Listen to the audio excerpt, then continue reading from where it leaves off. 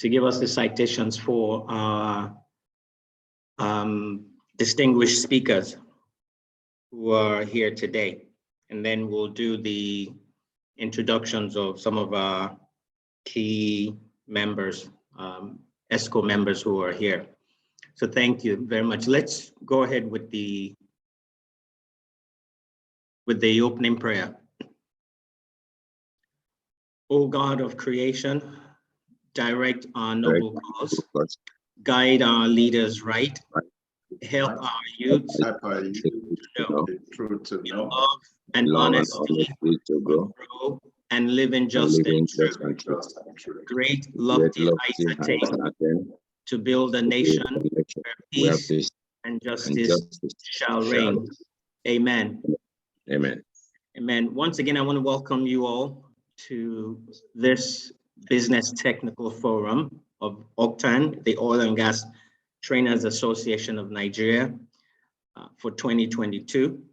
With the permission of the President and our distinguished speakers, I'd like to inform you that this meeting is being recorded for our archives. And right now, we'll like to move on to the citation that will be read by our Abuja chairman, Mr. Chris Osaronwese, who will introduce the speakers. After that, I will introduce the OGTAN ESCO members. Thank you. Thank you very much, Vice President. I was going to perhaps suggest a slight modification to that we take the introductions and welcome address by the President, and once we get to the point of the speakers, then we read the citations. Okay. All right, very well. Thank you very much. So we'll move on to the introductions of some of our ESCO members who are here. First of all, I'd like to introduce our President, Mazi Sam Onyechi, who's seated in Port Harcourt, I believe. And we also have in our midst the OGTAN board chairman in the person of Dr. Mayowa Afe, and other ESCO members, including myself, the Vice President of OGTAN. We have all other national ESCO members here in the person of General Secretary, the MD of Homaston Engineering, Joseph, Engineer Joseph.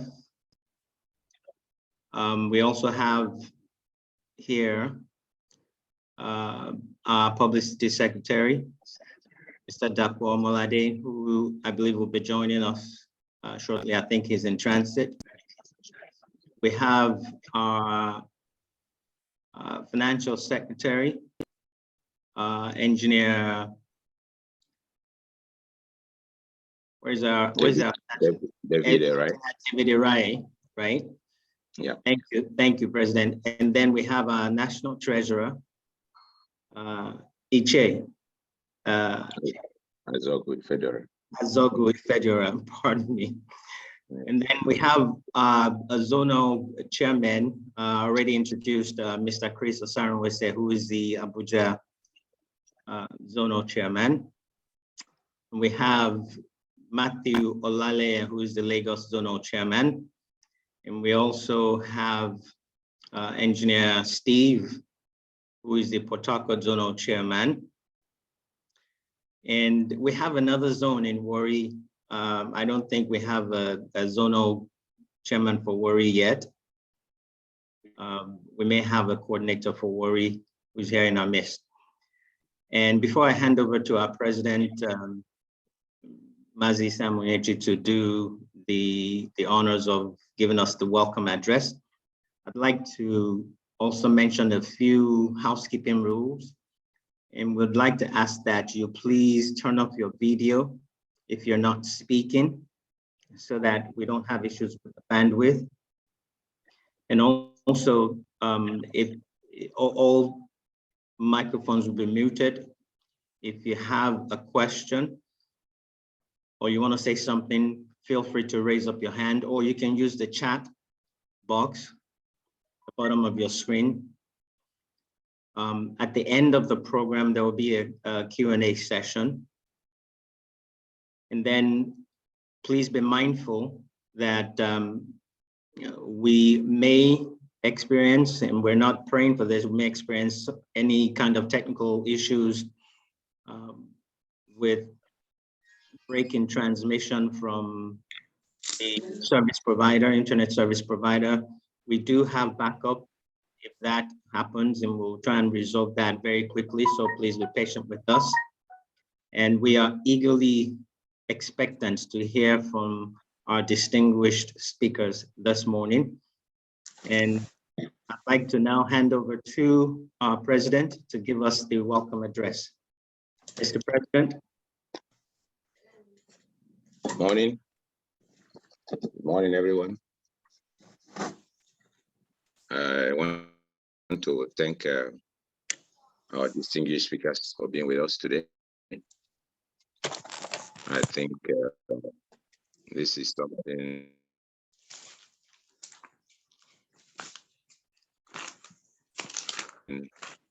that will be the end of it and then trialing period.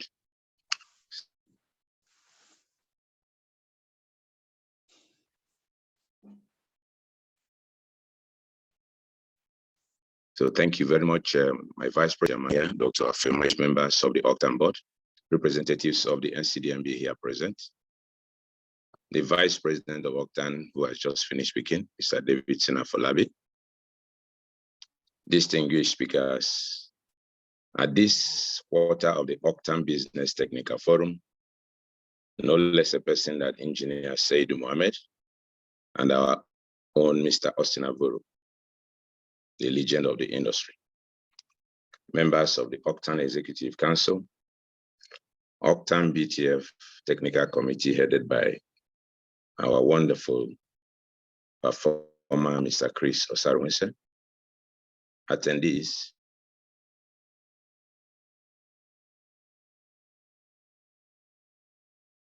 to the OGTAN BTF, you all to another engaging OGTAN BTF holding today for this last quarter of the year, and to thank you all for attending once again. The OGTAN BTF is our quarterly lecture event in which we bring notable industry voices to share insights on trending industry events and projects and discuss insider strategies for enabling participants, especially OGTAN members, to make business decisions and craft developmental programs with benefits of hindsight and foreknowledge. The OGTAN Business Technical Forum has become a roll call, more or less, of who is who in the industry within the life of this administration, and has featured stalwarts in the industry like the Executive Secretary and CNDMB, Engineer Simbi Wabote, Engineer Tony Atta, Miss Orish Meyiwa Eyesa, I don't know that pronunciation, Engineer Justice Odere Faka, Miss Charlotte Esse, Mr. George Etomi, Mr. Nobot Shalsok, and Dr. Abubakar Abbas, to mention but a few. Today, we are extremely fortunate again to have another two mega voices who need no further introduction, well-versed in the industry, to speak to us on understanding the gas value chain and the capacity building opportunities they present to HCD organizations, as well as strategic insights into trends, opportunities, and outlook for the dynamic energy industry. This is all designed for smart business decisions and gaining knowledge, essential knowledge. Obviously, with the current industry and national focus on gas and the global shift towards renewables, these topics cannot be more apt. We have talked about them before now, and we're talking about them again. In the last sessions that were held by Engineer Tony Atta, we delved delved into some of these. Now we are bringing you more of it. I dare say we are getting high-class MBA classes on sector-specific money-making strategies, absolutely free, vintage OGTAN. We are deeply grateful to our speakers today for honoring us with their presence, their esteemed presence, despite their very crowded official and private schedules. I want to thank very much Engineer Seydou A. Mohammed and Mr. Avuru for your inestimable contributions to the growth of the oil and gas industry, and for continually being willing to share your knowledge, your wealth of knowledge for the benefit of all. Thank you, and God bless you. To the rest of us attendees, I wish to say we should please relax, pick up our pens and notepads, or your e-gadgets as the case may be, and get ready to create wealth. This is a golden opportunity that we are willing and ready to learn and gain from. Warm regards to us all, and thank you very much. God bless you. Thank you, Mr. President. We'll now move very quickly to the introduction of the speakers, and we'll have the Abuja chairman, Mr. Chris Osaronwese, please read the citation for our very first guest. Thank you very much, Vice President. It's indeed my pleasure to read the citation for the first speaker this morning, Engineer Seydou A. Mohammed, who will be taking the first presentation for this morning. And the topic is the challenges of oil and gas. The challenges of gas to power in Nigeria, understanding the infrastructural gaps and the human resource capacity challenges. So I'll now read the citation. Engineer Seydou A. Mohammed is a 1981 graduate of chemical engineering from the prestigious Ahmadu Bello University, Zaria. He's a fellow of the Nigerian Society of Chemical Engineers and a fellow of Nigerian Society of Engineers. He retired from active service as the Chief Operating Officer, that's COO of the Gas and Power Directorate of NNPC, a position he held between 2016 and 2019. Engineer Seydou is an astute administrator with integrity, maturity, professional competence, and job knowledge, with a wide, or what you can say, an impressive depth and breadth of experience, which spans over 35 years in the oil and gas sector. Because of his career, he had various technical, commercial, and management positions. At one time, the managing director of Kaduna Refinery and Petrochemical Company. This was between 2014 and 2016. He was also the managing director of Nigerian Gas Company, NGC, between 2010 and 2014. Engineer Seydou is board chairman to many leading organizations, just to name a few of them. Green Gas Limited, a joint venture company owned by NIPCO and NGC, is also the board chairman for NLNG, Ship Management Services Limited, a subsidiary of NLNG. It's also board chairman for NGAS Bermuda Limited, owned by NFS, Chevron, and Shell. Also, MD Engineer Seydou also holds a number of director positions in at least 3 companies, namely Nigerian LNG Limited, a proxy for GMD NNPC. He's also a director with West African Gas Pipeline Limited, WAPCO. Also a director with West Africa Gas Limited. And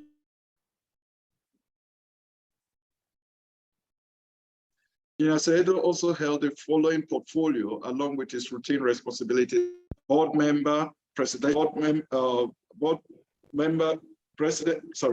President Nigerian Gas Association 2012 to 2014.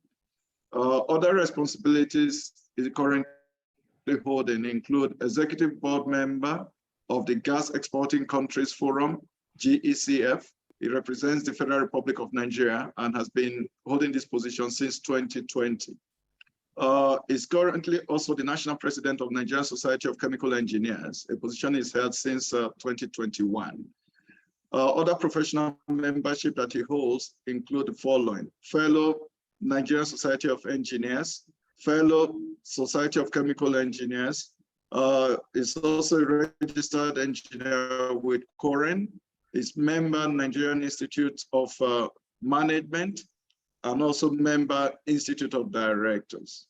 Engineer Said was born 17th of July, 1957, and he plays the game of golf when he has the time to do so. So ladies and gentlemen, please help me to welcome Engineer Saidu Mohammed as he takes our first presentation of the day.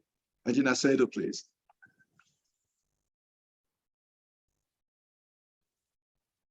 Yeah, thank you very much, Chris, for that introduction, and Mr. President, Mazi Sam Onyechi, and the ESCO members of OGTAN. I must say it's a privilege for me to be with you, and I hope the next 30 minutes I will stimulate discussions. Actually, I'm not here to teach you anything that you don't know, but rather to just remind us of the position we are and the position we ought to have been as Nigeria collectively.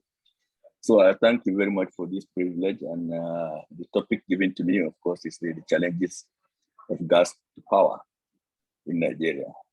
We will start to try to understand some of the challenges that we have, both infrastructural, human capacity, and all others. So if follow me, are you in charge of somebody else? I don't know. No, if you can start sharing the slide. Right now. Yes, please. Okay, yeah, please. Okay, then we can move on to the outline.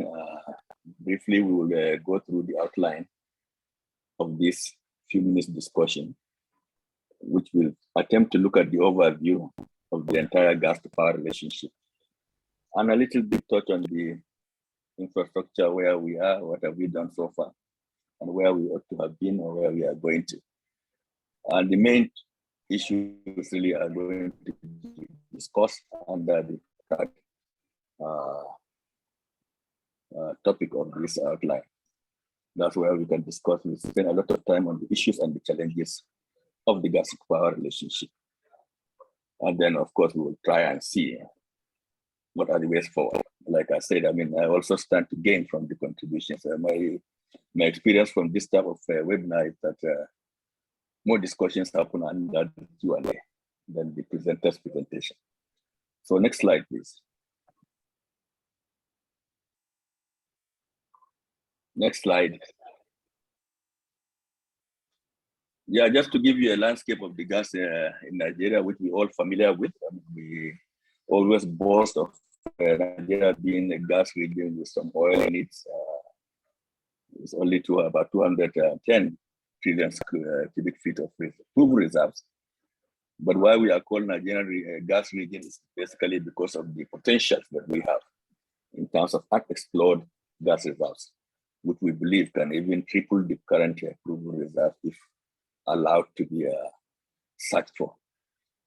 And also this slide just shows you to the far right the players who are very familiar to us in the industry, the upstream players who now basically operate the various reserves.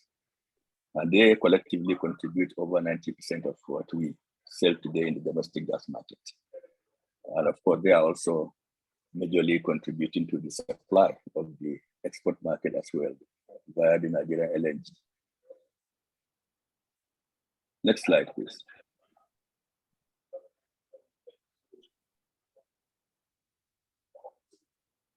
Here is just a snapshot of what is happening today. By no means it is it's just a representation of what is happening today, where we produce about 6 billion standard cubic feet per day of gas.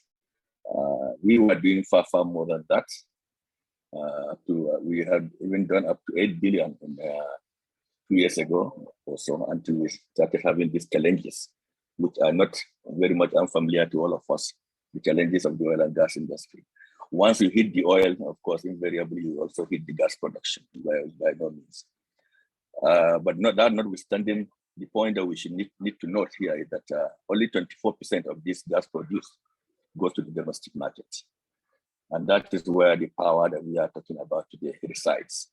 And the power itself takes about 65% of the gas that is going to the domestic market. So invariably, if you do the calculation slightly, you will find that the gas that is being produced today and sold into the domestic market is only able to support about 900 megawatts. It's only about 900 million secondary feet, which will support about 3,500 megawatts. We have about 32% of that gas produced going to the export market, LNG. Even that one too is down. It used to be more than that. I understand the Nigeria LNG also is challenged. Today they are operating at less than 70% of their capacity, all due to the gas supply constraints. What has gone down a little bit, of course, is the flare, which today stands about 70% of the gas that we produce. So a snapshot of what happens on a daily basis as at today. But like I said earlier on, this is down due to the constraints that we have and the challenges we have on the transformers and the trans-Niger gas pipelines, oil pipelines, which we are all familiar with. Once the production of the oil goes down, of course, the associated gas that comes with it also dwindles. And that is basically what is responsible for the downward trend. Next slide. We will now start try to look at what have we been doing in terms of the infrastructure. Next slide, please. The gas and power relationship has started a long time ago, over 50 years ago. As you can see on this table, I'm just trying to just give us a little bit of history from the days of ECN down to NEPA to PHCN. If you can see the evolution, it started far back as 1960, 60s rather, when the then Shell BP started supplying gas directly to Afam. Afam was the first thermal power plant we had, and, followed by Ugeli, and then the rest is all history. But what we need to note here really is that since the most recent one, which is Avuru, we have never had any additional gas-based, gas-powered power plants in this country. That's over 10 years ago or so, about 2015, I think, or 2013. I can't remember exactly when Avuru power plant was commissioned, but then it's about 7 to 10 years ago. We will all see the reason why, really, some of the reasons responsible for this, rather a low investment or a low implementation of power, except the OCPI 2, which is being sponsored by NMPC, and of course another one that is 450 megawatts power plant in Maiduguri. No single power plant today is being constructed. You will also see some of the reasons why this kind of thing is happening today. Next slide. On the power generation itself, today we are doing, next slide please, we are doing about 4,100 or 4,200 megawatts. The snapshot of what is happening today. We, in spite of the capacity of 13,500, we have never done more than 5,200 in this country, in spite of this generation capacity, for so many reasons, obviously. But what you also hear is today, a lot of power plants will tell you that they don't have gas, but when you drill down, you find that there are more issues than gas. Of the 4,200 megawatts that we are generating today, about 3,000 something comes from the thermal plants. The hydros are doing very well at this time of the season. We all know why. The water levels are high, so hydros are contributing over 1,000 megawatts today. But there are challenges, as you can see in the small box there, which we will also discuss further as to the liquidity of the power sector itself and the rest of it. Next slide, please. Here we also continue, please. It's just a snapshot of the upstream production that we that have been earmarked to be on the ground. About 7 critical projects. You need to just I don't know. I can't see it on my screen. But nevertheless, there are 7 projects that have been identified earlier on to fill up the gap based on the demand that was foreseen, build up both the power plants, and also the gas-based industries and the rest of it. We sat down and realized that yes, we will have a gap come down the years up to 2025 at that time. And for that reason, these projects were earmarked to come in as the upstream project that will support the supply of the molecules. I must say that among all these, is the only number 1 that is really going on, that has gone far, and that's the Asanoth. Others are at various stages, not so encouraging as to what has been happening, but then we also see the reason why. Why do you go ahead and start drilling wells when there is no buyer or there is no visible contract that you have? Gas as a commodity itself is sold before you even harness it. You don't produce gas until you are sure of the seller, of the buyer. So a lot of things around the commercials, around other infrastructural issues, around financing are all responsible for why some of these projects have not gone beyond where they are. Next slide. On the pipeline itself, we also know trunk lines are being laid today. The OB3, which is almost being completed because they are even being commissioned halfway. We have just the Niger River to cross. Then the AKK is going on, and then one other trunk line that's going on is the Asanoth. They will deliver gas from Asanoth to OB, and thereafter, of course, it goes into OB3 and into the larger network of the Nigerian gas company. So we have these 3 major trunk lines going on, and the other small lines have been constructed here and there for the last mile distribution lines. But of course, also as that goes on, we have the upgrade and in some cases, brand new metering stations are being built, all to ensure that gas is efficiently given to the power, particularly. With all this happening, and I must say that there is no single power plant that is existing today that is not connected. But what you also always get to hear is no gas, no gas. But why is there no gas? Some of the issues that we need to look at them in separate compartments, beginning with the commercial issues. Next slide, please.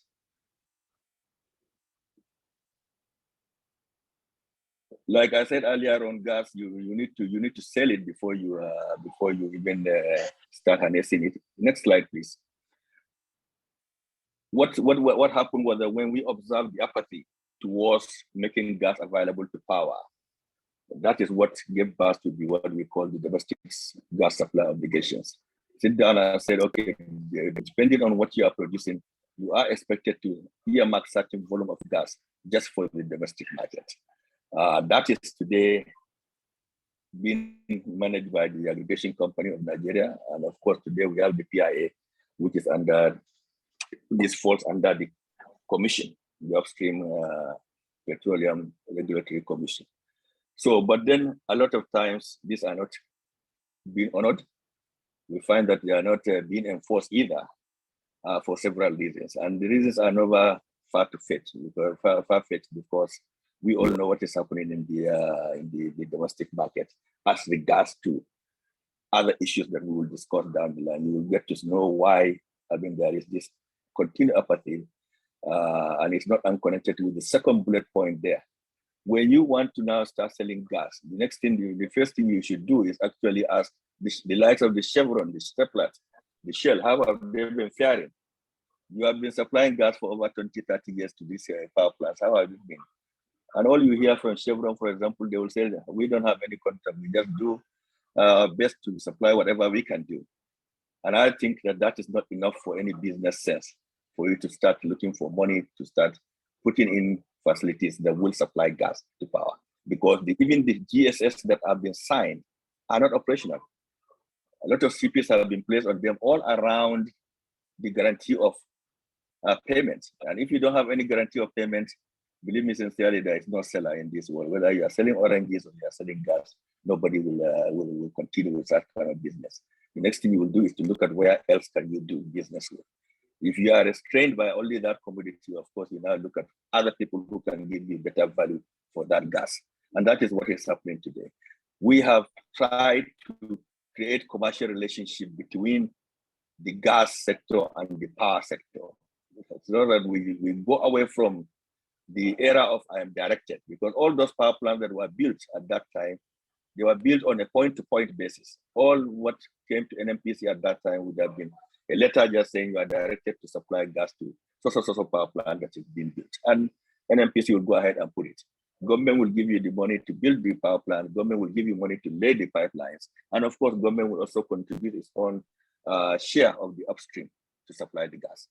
So, but then we are getting away from this. That's no longer sustainable. And that is why today we are still hovering around the same old gas supply points, with essentially Utorogu and Oben and Chevron and the rest of them. So really, if you don't have any commercial agreement, why would you be going into it? And then if you don't have any transportation agreement, of course, even the Nigerian gas company, at that time when Nigerian gas company had the knife and the bread, what they will do is to divert some of the gas to the commercial customers to get money to run their company at the expense of NEPA or PHCN, as the case may be. So in trying to all this make sure that we commercialize the sector and the relationship, we also introduce what we call the network code, essentially to instill discipline within the network. The network.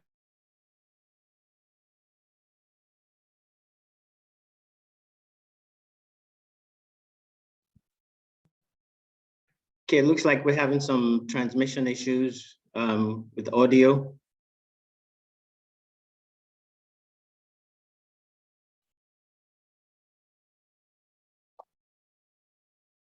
Yes, I believe so. Yeah. Okay, I think it's from Engineer Saidu's end.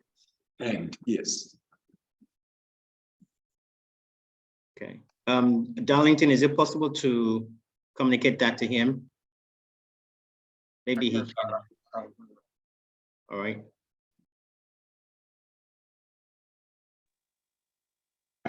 I think he should be aware. Maybe we'll just give him a few minutes and see Yeah. if he can.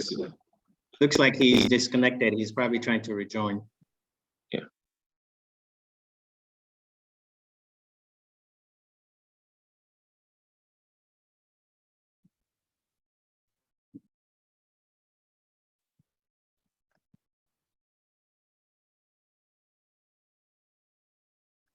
So in the meantime, I'd like to mention that the mode of operation is that after Engineer Saidu's presentation. Am I hearing? Am I clear to you, please? Okay, now we can hear you. Thank you. We lost. Yeah. Your... So I'm sorry. Yes, I was lost completely. Welcome so back. as I was saying that the network code was just established to instill discipline between the shipper, the transporter, and of course being supervised by the referee, in this case the regulator. But then when the definition of a shipper is somebody who has a gas contract, both as a sales and arrangement and also the transportation arrangement. But where you don't have a GSA and a GTA, invariably, technically or legally, we don't have any shipper. And that is what is happening today. So gas is being supplied to power on best endeavors, as a matter of fact. Yeah, you cannot instill that discipline of the network code that you established. Nominations could be made, but then they are just gentleman agreements, so to say. And of course, there is an issue that has always been there. How much is gas? What is the value of the gas on the wellhead, really? We must be able to give the producer a price that will give him at least an equitable rate of return, a minimum, let's say 15% or whatever. It is only that way that he can get bankable document that will allow him to borrow money to establish that facility that you want. So we need to also look at some of the fiscal terms. I understand that some of them have been resolved, especially the commercial ones around the PSCs. So those commercial issues have been with us, a lot of them, and they are still very much with us. And they are very, very fundamental to the relationship. Without any agreement, there can't be any market these days. Next slide, please. Next slide, please. Yeah, then the power sector itself is not without issues. It's not without issues. First of all, like I told you earlier on, if you look at the evolution of the power plants, you will see that some of them were built as far back as 50, 40 years ago. A lot of them have been, of course, today they have been decommissioned, especially the Afan power plants, 1, 2, 3 have been decommissioned. But then, have they been replaced? The answer is no. So we keep on hovering around the same turbines that are giving us problems. If you dig down now today, you find that Egbeam, for example, with 6 turbines, they're operating only 2. Why? Because I mean, 2 of them are under overhaul, and the rest of it. Mechanical issue here and there, boiler issues here and there, turbine issues here and there, all are responsible for some of the performances that the power plant is doing with. So age and faulty equipment are all there. Transmission and commercial losses, this is a very, very big one. Let me put it in the context of what it is. If we are able to generate 100 megawatts today, we can only account for about 65 megawatts. 35 megawatts are lost somewhere between the transmission and the one that gives us more headache, which is downstream, the commercial losses, where people are taking power that you don't even know them. Where you even know them, you are not metering them, and so on and so forth. So really, at the end of the day, you find that these losses are also responsible for what we have today in the power sector, which is the number 3 bullet point there, the liquidity issues. If I go back to my example of 100 megawatts, if you generate 100 megawatts and you're able to account for only 35 megawatts, 65 megawatts, why is 35? First of all, loss number 1. And so whatever gas or whatever power plant that generated that 100 megawatts can never see up more than 65. That is number 1. Then number 2 is that no matter how efficient the collectors are, that is discussed this time. No matter how efficient they are, they cannot collect money for more than 65 megawatts. But today they have improved. They are doing about 70% collection. So 70% of 65. That is what we will all come sit down and share. And that is 46 megawatts. And that is 46 megawatts that will come back to NBET.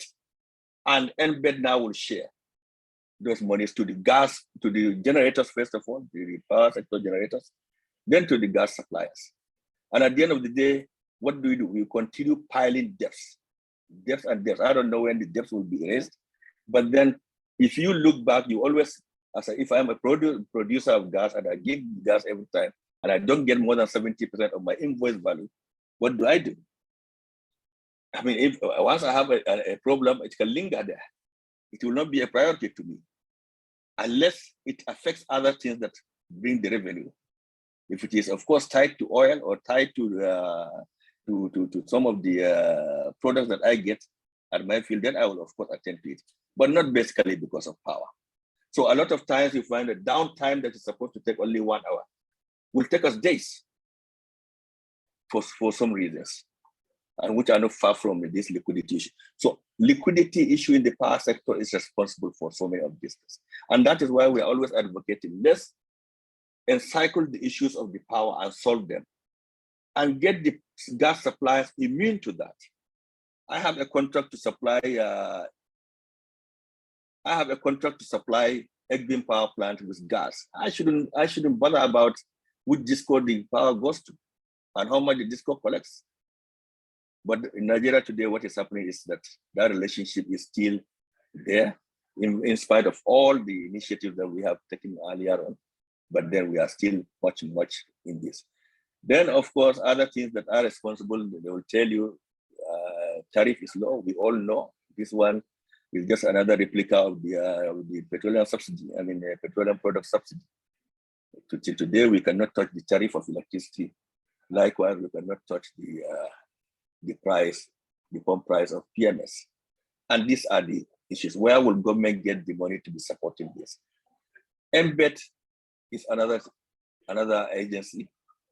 NBET was merely created to give hope to investors, but it is doing the other way. Today, there is no single PPA that NBET has signed. All the PPAs that they even signed with the power plants that are existing are based on generation, no any capacity charge. If you are an investor, you want to build a 200 megawatts power plant today in Nigeria, you are going to be faced with a PPA that will only be based on what you generate and what the consumer takes. So if you build that power plant and you are not, the consumer for one reason or the other, that in this case, NBET is not taking, you are just down with your bank issues. That power plants PPAs don't work like that. PPA has to have at least a base load capacity charge. Then you now add to the generation. So that whatever it is, at least I will have money to be taken back, to be applying back to my operating costs and to pay back my debts. But today, even the power plant that were sponsored by NMPC, Okpai 2, for example, till today is going to be commissioned very soon, but it has no PPA. NBET refused to sign a PPA. We can understand why, because NBET itself is constrained.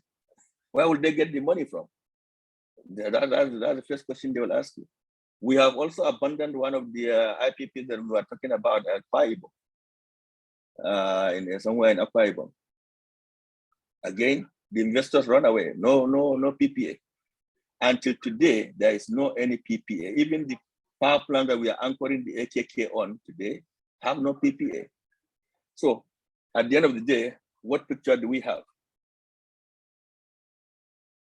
We cannot, nobody will come and build a power plant that has no PPA. And the PPA must be also based on what obtains in the industry, in the whole world. So next slide, please. There are other general issues which we are all familiar with. What is today really responsible for so many of our dwindling performance, both in terms of oil and gas, the vandalism of the oil and gas assets. It's one pipeline or the other, it's one flow station or the other, it's one storage tank here or there, or it's one theft or the other. And all these things cumulatively affect what is happening today in the oil and gas. I don't think I have to talk much about this because we all know what it means to us today. We are where we are today, basically about 50% because of this vandalism that is going on, one way or the other, to the extent that one phrase has been added to Nigerian vocabulary today: oil theft, as if it's just a way of life. On our own, as a nation, of course, we are also challenged. All the equipment that we require, we have to buy them elsewhere. And what does that mean? That unless we are also able to develop our local capacity, to be able to fabricate things and to be able to manufacture equipment in this country, we can always face these investment issues. Investment issues arising from our inability to source equipment outside. Then the human capacity. We have a project management issue in Nigeria. All our projects continue dwindling, partly because we don't define them very well at the initial stage. And secondly, also, we also run into issues that we would have seen. I'm not talking about force majeure. I'm not talking about COVID-19 or any other thing. Things that would have seen that would come, I would say, no, just keep it away. We'll do without it. But at the end of the day, projects linger. I don't know what we need to do here, but then we have to look back and see how projects are being managed. But it will not also be far-fetched from the way we run the projects. If you are directed to just lay a pipeline and then you are relying on subventions from government, definitely when the money doesn't come, of course, the pipeline stalls. But if you had a defined project based on defined parameters of the commercial relationship with a gas supply contracts, with a gas transportation contract, you go to the bank, you get money. And the money will not be a constraint. That project, I can assure you, will be delivered on time and within budget. Then we also have, sometimes we have that scarcity of capacity in terms of how we negotiate our financing and how we also negotiate some of the contracts, lopsided contracts. We all know that this is unfavorable, but we still continue for one reason or the other. Some will say that is the Nigerian way, but I don't agree that that's the Nigerian way. If we all know what to do, we should do it. But at a lot of times, we don't do it. So skills on financing and negotiations need to be developed, and we also have to fill those gaps going forward. Next slide, please. Again, even where we have the facilities performing, most of the times, the management of those assets, the integrity management of those assets. If you take, for example, pipelines, you find one reason or the other, they are being corroded.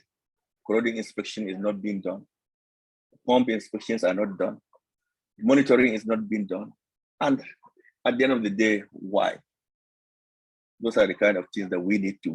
Today, we have even gone beyond fiscal. We have systems that will be prompting you for any maintenance. If you are operating a world-class plant, you all know. Definitely, you don't need to rely on somebody to go to the field and tell you. No. The performance of that machine is already programmed, and when it requires intervention is already determined. And you shut it down wherever you want it to be shut down at the right time. Not that you wait for trouble to happen, but a lot of times our maintenance are reactive maintenances. We only react to failures, then we go into the field and try to maintain. Today, we need enhanced technology that will allow us not only just to monitor, but also allow us to have minimal time required to intervene.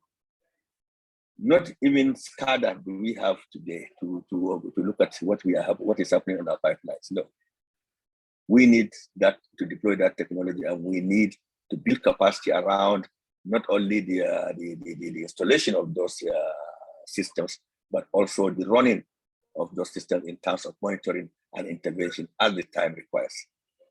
We are now faced with the general one that is happening globally. The whole world is transiting away from fossil fuels. So we have an apathy. We are faced with gas that we need to develop, but then we don't have the funding. We have to be creative on how do we fund gas going forward. Thanks, the PIA has what they call the midstream and downstream infrastructure fund. I hope that will come in, but that will only come in to fill in the gaps where we have debottlenecking issues, where we have to extend a pipeline, or where we have to loop a line. Fine, but not for mega projects. Next slide.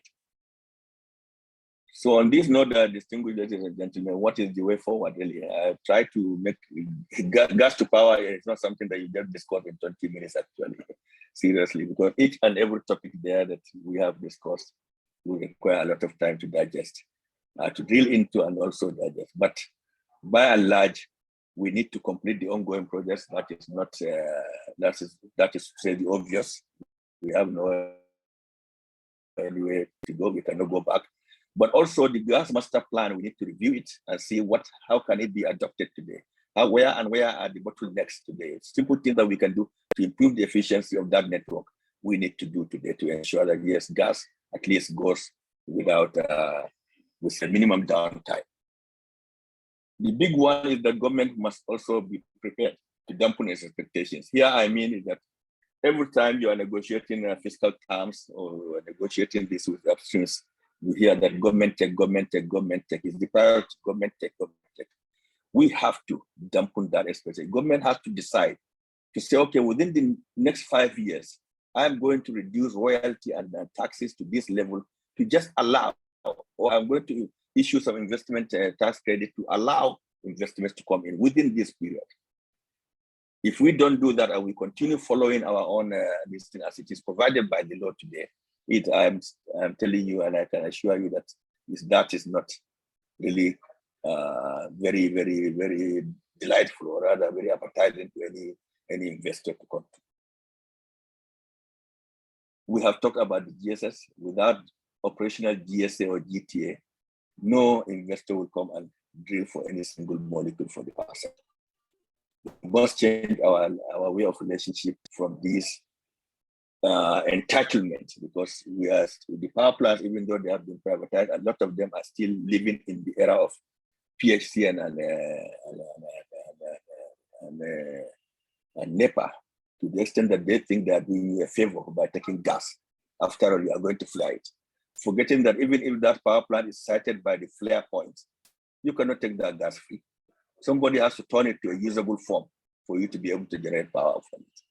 So that entitlement syndrome must be put away, and let's continue on a commercial basis. Without commercial relationship, nothing would work. Next slide, please.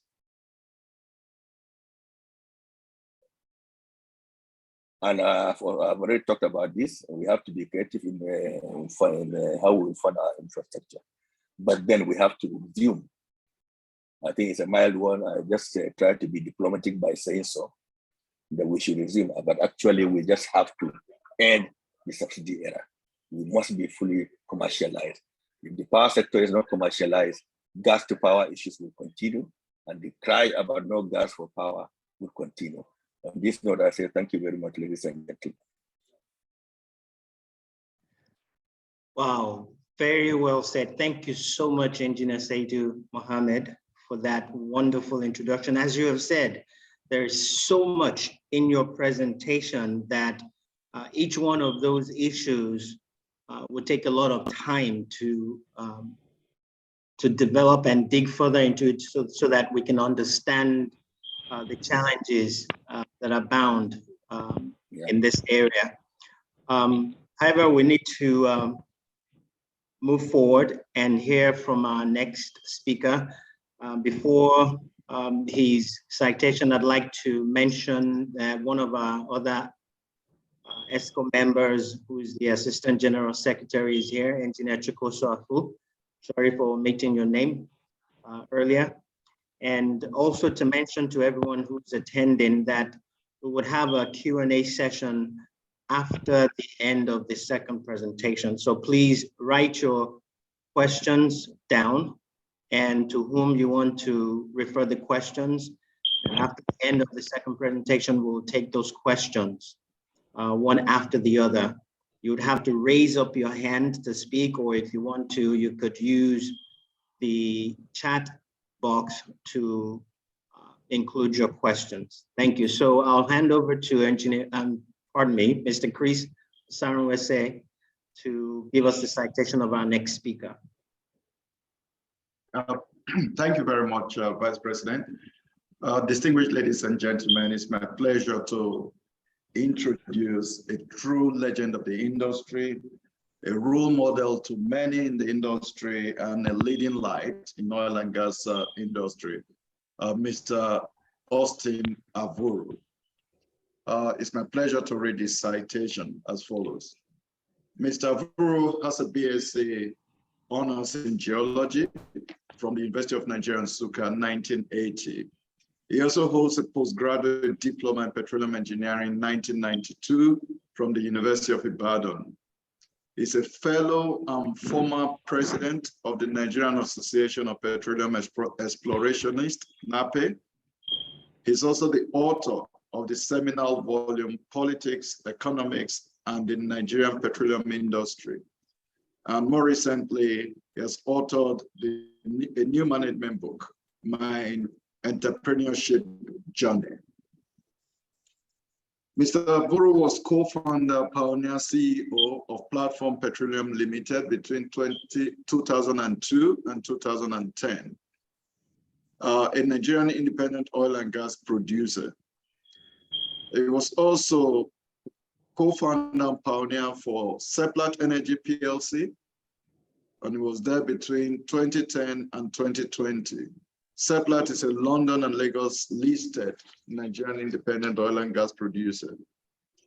Mr. Avuru was also winner of the 2013 Ernst & Young West Africa Entrepreneur of the Year Award.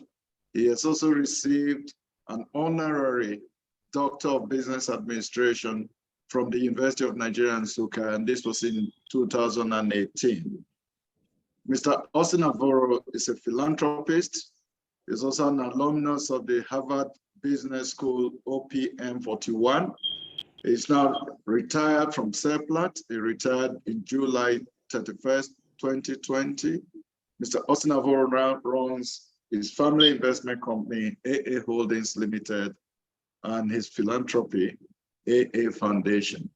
So ladies and gentlemen, please join me as we welcome Mr. Austin Avuru for the second presentation. Mr. Avuru will be speaking to the topic, Overview of Gas Projects in Nigeria, Understanding the Human Resource Challenges. You're welcome, Mr. Avuru. Thank you very much. And so mine is actually a discussion, largely a follow-up from the seminar presentation by Mr. Gas himself, Engineer Saidu Mohammed. As you heard from his introduction, he's probably responsible for, if not the execution, the planning for almost the entire gas backbone infrastructure we have here in Nigeria. So he knows it all, including the problems, and we will not hesitate to hold him responsible if any of those things do not work, because he designed them. And he saw in his presentation the critical elements, particularly the challenges that have bedeviled the gas master plan and the gas value chain. So let me, I'll take, as I said, the overview of key gas projects in Nigeria. If you take the big ones, so you start with the LNG that are currently executing the Train 7. Trains 1 and 6 have been there. They've marked 20 years of continuous delivery of LNG to their customers across the world. It's been described as a world-class project. Again, as Mr. Saidu was concluding, he did highlight the key project management challenges that we face, particularly with infrastructure projects executed by government agencies like NGC and NNPC. The reason, of course, as he indicated, is that you are then looking for appropriations from government, and the funding dries up midway into the execution of the project, you are in trouble. As against well-planned, well-executed projects with world-class operations and maintenance in place. So that has been the story of the LNG up to the point now where they signed the investment agreement to do the Train 7 and raise their capacity from 22 to 30 million tons per annum. So that's a classic example of a gas project, as I said, well planned, well executed. And if you take another one, the GTL, again, that's Chevron. Same qualities, well planned, well executed. We don't even hear about them. Carrying on their business quietly, and producing GTL and delivering lean gas into the domestic market. Now, all of these are underpinned by some key things. And I'm going to come to this when we talk about the human resource challenges. These projects are executed by multinationals. And multinationals, as we know them, are backed by huge human resource capacity, huge world-class training capacity back in their home offices, huge R&D backing from their large organizations around the world. And so when they plan and execute projects, this is what you get. So as I said, when I come to discuss the human capacity challenges, you find out that where we are heading to is quite frightening. Now let's take the domestic ones, because the domestic gas projects.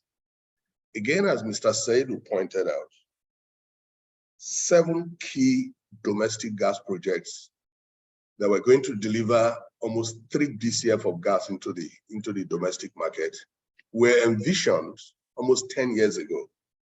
Of the 7 key projects, the only one that really has taken off is the ANOH project. Executed, half of it being executed by SEPLAT and the other half being executed by Shell for a total of 600 million scf per day. Earlier than that, SEPLAT also built the Oben gas plant, inherited a 90 million scf gas plant from Shell when they bought the assets, but increased the capacity from 90 million scf to 465 million scf by building an additional new 375 million square plant. From Oben, SEPLAT has been quite consistent in supplying somewhere between 300 and 350 million square of gas into the domestic market. So you would then ask, so what has happened to the other 6 projects? And where are we going? Now, again, Mr. Saidu pointed out that in the last 6 to 7 years, we do not know of any new power plant that is being built. I can tell you, back in 2012, 2013, when I was CEO of SEPLAT, I had on my wall a list of 14 potential power plant promoters. And I had them on my wall because each of them will come and try to get a guarantee of gas supply as input into their commercial documents before they could get funded. So they were all lining up, trying to secure gas supply from us after we had built the Oben power plant, and we were projecting to build their gas plants. That was the situation in 2012, 2013. Of course, Azura came into effect, and Azura, their gas sales agreement is with SEPLAT. Take or pay, it is the most successful gas sales agreement in the country today because it's backed by partial risk guarantee, and because they were funded by multilateral agencies and international banks. And so they had to put everything in place to guarantee that they will pay for the gas that they get, and on the other hand, that the nation or MBET will pay for the electricity they supply. That is how all power plants are supposed to be structured if we had an efficient market. Unfortunately, I can tell you that the Azura power plant is the most infamous in the country today. In fact, at some point, they accused them of sabotaging the Nigerian economy because of the partial risk guarantee. What does that mean? Those who take the electricity that they generate and do not plan to pay, but are forced to pay because of the partial risk guarantee and its impact on the Nigerian economy, now see that structure as sabotage, when indeed all the power plant, GSAs, and PPA arrangements were supposed to be such that the entire chain is fully funded and everybody is paid for what it supplies. You are paid for your gas. If you're a gas supplier, you are paid for electricity if you're a generating company. That's how it should be. But because the entire power generation, distribution, and supply value chain has been stunted both in growth and in organization, none of that is effective apart from Azura. And because none of that is effective apart from Azura, all the pending vendors and promoters of power plants have fizzled away because none of them could make a commercial case to their fund providers for building power plants in Nigeria. And so we are stunted in growth of the power sector. And because the power sector, which by now, by the projection, should be delivering 15 gigawatts of electricity, we're still hanging around 4 to 5 gigawatts. The power supply, the gas supply chain is also stunted in growth. So instead of some 2 to 3 BCF of gas per day, we're still doing about 1.1 to 1.4 BCF of gas into the domestic market. So that whole chain from gas to power and all around has been stunted by poor planning and poor execution. And yet, the future of gas in Nigeria is actually the domestic market.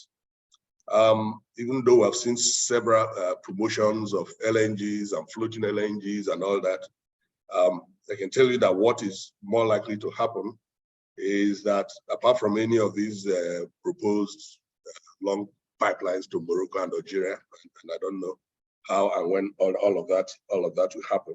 Remember that we've had a gas pipeline, a West African gas pipeline that has been grossly underutilized. It's been there for almost 20 years. So we'll go into those, the Morocco and Algeria. The point I'm making is the future of our gas development and supply is domestic. We still need to increase domestic gas supply to between 2.5 and 3 BCF, not just for power, not just so that we can get close to our 10, 15 gigawatts power projection, but also for the heavy industries and fertilizer and all that. And therefore, it is worrisome That's all the key elements that should support, the key infrastructure elements that should support domestic gas production and distribution are the ones that are challenged. So take the ANO project, for instance. And that project was, the key sponsor for that project was Engineer Seidu himself when he was GED Gas and Power. Both of us practically conceptualized that project, and he gave his approval for us in SEPLAT to start that project. He split the project into two, do 300 million scope and share with the 300 million scope. And he knows that by our projection, first gas should have been 2020, 2021. Here we are in 2022. There should be a pipeline from ANO to join the OB3. And then the OB3 itself, the OBOB, that should go all the way to Oben. Those two key pipelines, one half of the OB3, the one crossing the Niger, River Niger, is still challenged. It's not ready. That pipeline should have been ready in 2017, 2018. The pipeline taking gas from ANO to join the OB3 is also not ready. And so first gas from ANO is, we don't know. They're almost technically ready, they are planned, but the pipelines to convey this gas are not ready.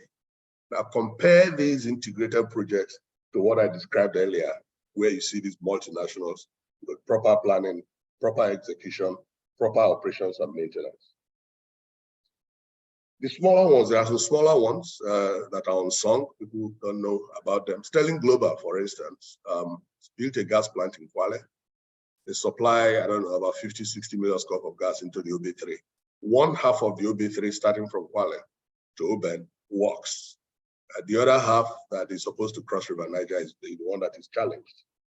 So Platform Petroleum, a marginal field operator, supplies about 30 million scope into OB3. And Sterling Global does about 50, 60 million scope.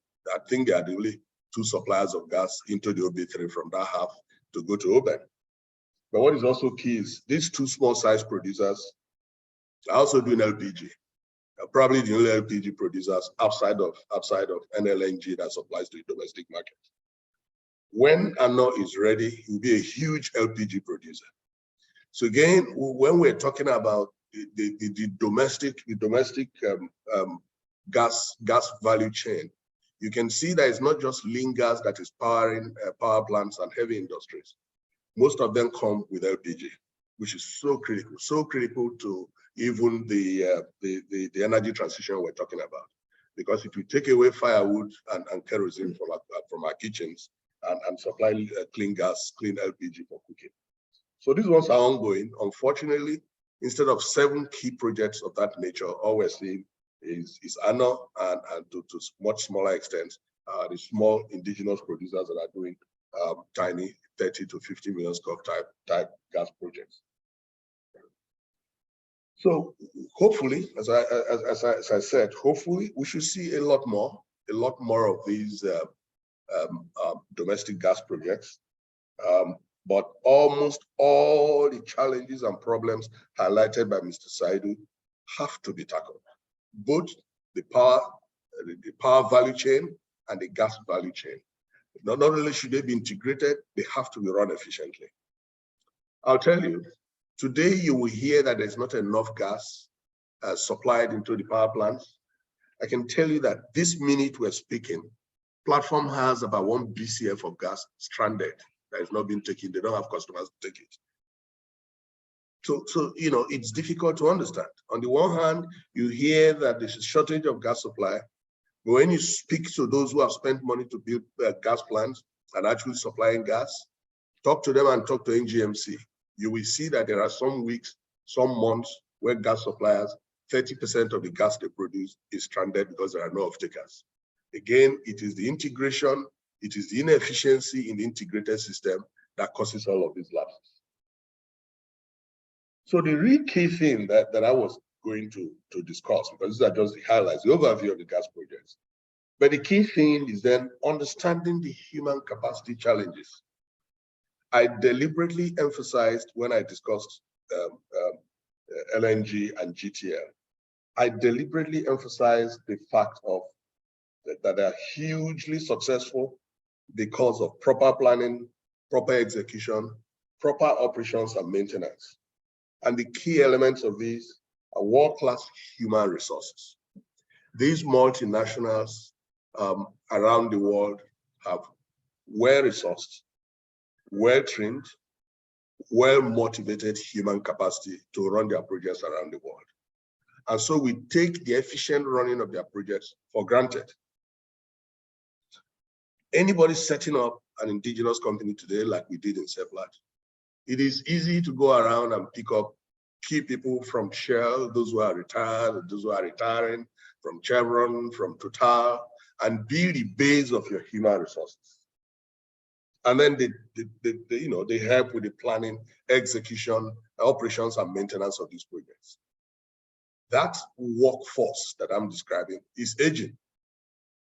And I keep asking, where is the pipeline of human resources, well-trained, well-motivated, that will replace this aging workforce? These same multinational companies are gradually pulling out of our traditional terrain in the onshore and shallow water and the swamp. What it means is that there will be no person in the next 10 years for us to go and pick from Shell to set up our businesses, or to go and pick from Total if they divest, or to go and pick from ExxonMobil when they are gone. So where will these human resources that have been the hallmark of the success of the multinationals in the projects that have executed in Nigeria, where are we going to get them from? That is a huge challenge. As I said, the big boys are leaving. Even the service providers, the three key service providers, multinational service providers, Schlumberger, Halliburton, and Baker. In our time, 40 years ago, if you're a well-site geologist, everybody knew about the Schlumberger wireline logging, what they call the basic, intermediate, and advanced log interpretation courses. Every well-site geologist, it didn't matter where you were working, went through those training from Schlumberger. When I pick up a log today and I can read it, it is what they taught me about logging and log interpretation back in 1982, 1983. Today, those things are not there. In fact, even these multinational service providers are gradually pulling away and using service partners. In fact, what I hear the direction in the next few years will be that they will just be suppliers of their equipment and technology, and we use local service partners. And they have a lot of service partners today who will actually go out to the field to do the job. So if you're running some wireline logs, a service partner, a Nigerian service partner, will actually come in there using either Baker or Schlumberger or Halliburton tools to run the logs for you. Now, what does all of this tell us?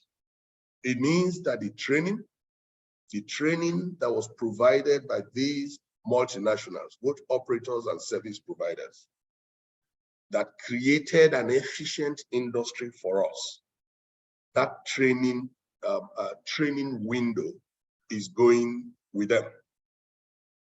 It is living with them.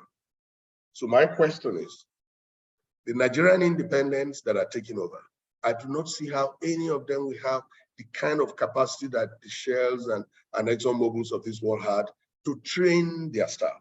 Across board, not just engineering, project management, as Mr. Said pointed out, negotiation skills, operations and maintenance, all across the entire value chain.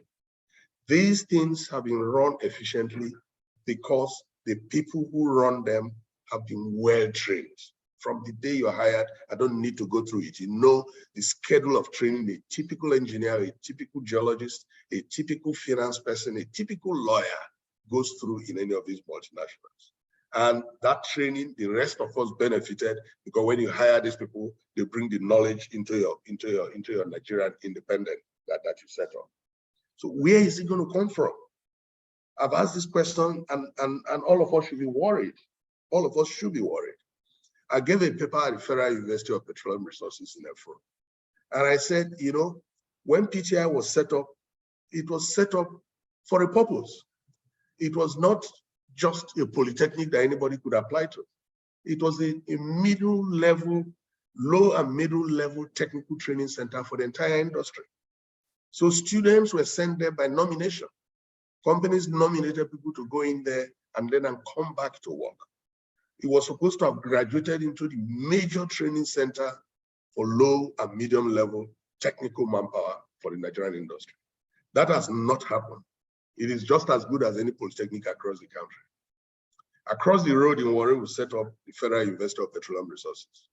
It's just another university running courses like any other university.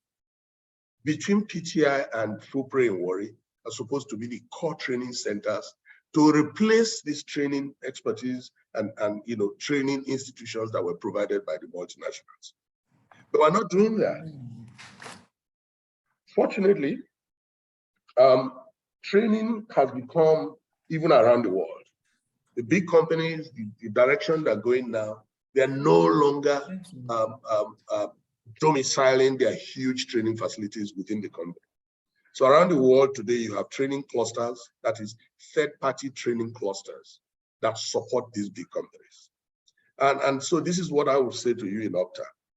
How are we able to set up world-class training centers where most of you will either be resource persons or you are doing bits and pieces of the training, so that these independents that are springing up, and as I said, that's our future.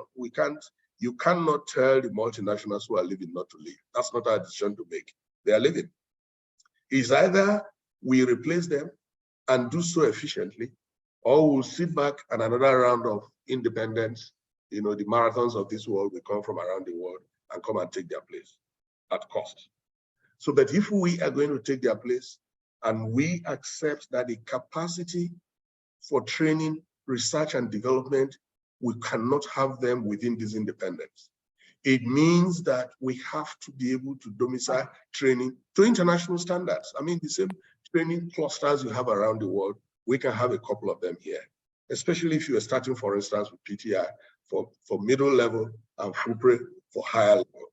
And then if these were training centers, then anybody setting up, you know that for all the specialized training, you know where to send your staff. You can build all the training modules from the very introductory modules or to the advanced modules, and you know where to send them. You know where to send them here in Nigeria, and outside Nigeria, you know where to send them. Because without human capacity, all the problems identified by Mr. Seidu can only multiply. We can only have projects that will not be finished, or plants that we build and we cannot run them efficiently, or we'll have a capacity to deliver 3 BCF of gas, but all we can deliver is 1 BCF. Either because the infrastructure is not well integrated, or because even the producers themselves are not efficient. It all comes down to training, research, and development backing. And those who are supplying these things are leaving. We have to be able to develop ours in country and sustain them. So I will only summarize by saying that go back again and listen to or page through Mr. Seidu's presentation. And you can see that we are moving from the efficient power projects that we knew about, the poster child in LNG, into domestic power projects that are essentially being executed by indigenous companies, at least the only ones that are happening right now. And we have already seen challenges of planning, execution, project management, operations, and maintenance. And I'm saying that these challenges come down to one thing: human resource development, human capacity to deliver proper planning, proper execution of projects. It's going to get much, much worse on this one. And so it's frightening. The future looks frightening to me, the future of our industry, particularly the gas value chain and domestic gas value chain. It looks frightening for all the hip hops that we're seeing in the power sector, where we have made no progress in the past 15 years, and we transfer this into the gas value chain. All of this noise we're making about gas being our transition fuel and gas being the key lever of industrialization for Nigeria, we will not realize it unless we go back to the basics and ensure that we have the training modules to support these projects. And those training modules have to be here and developed by the likes of you, not the tiny bits and pieces of training institutions that we have here. They do not have the competence to support the size of work that lies ahead of us. Thank you very much, ladies and gentlemen. We'll discuss more during Q&A. Thank you.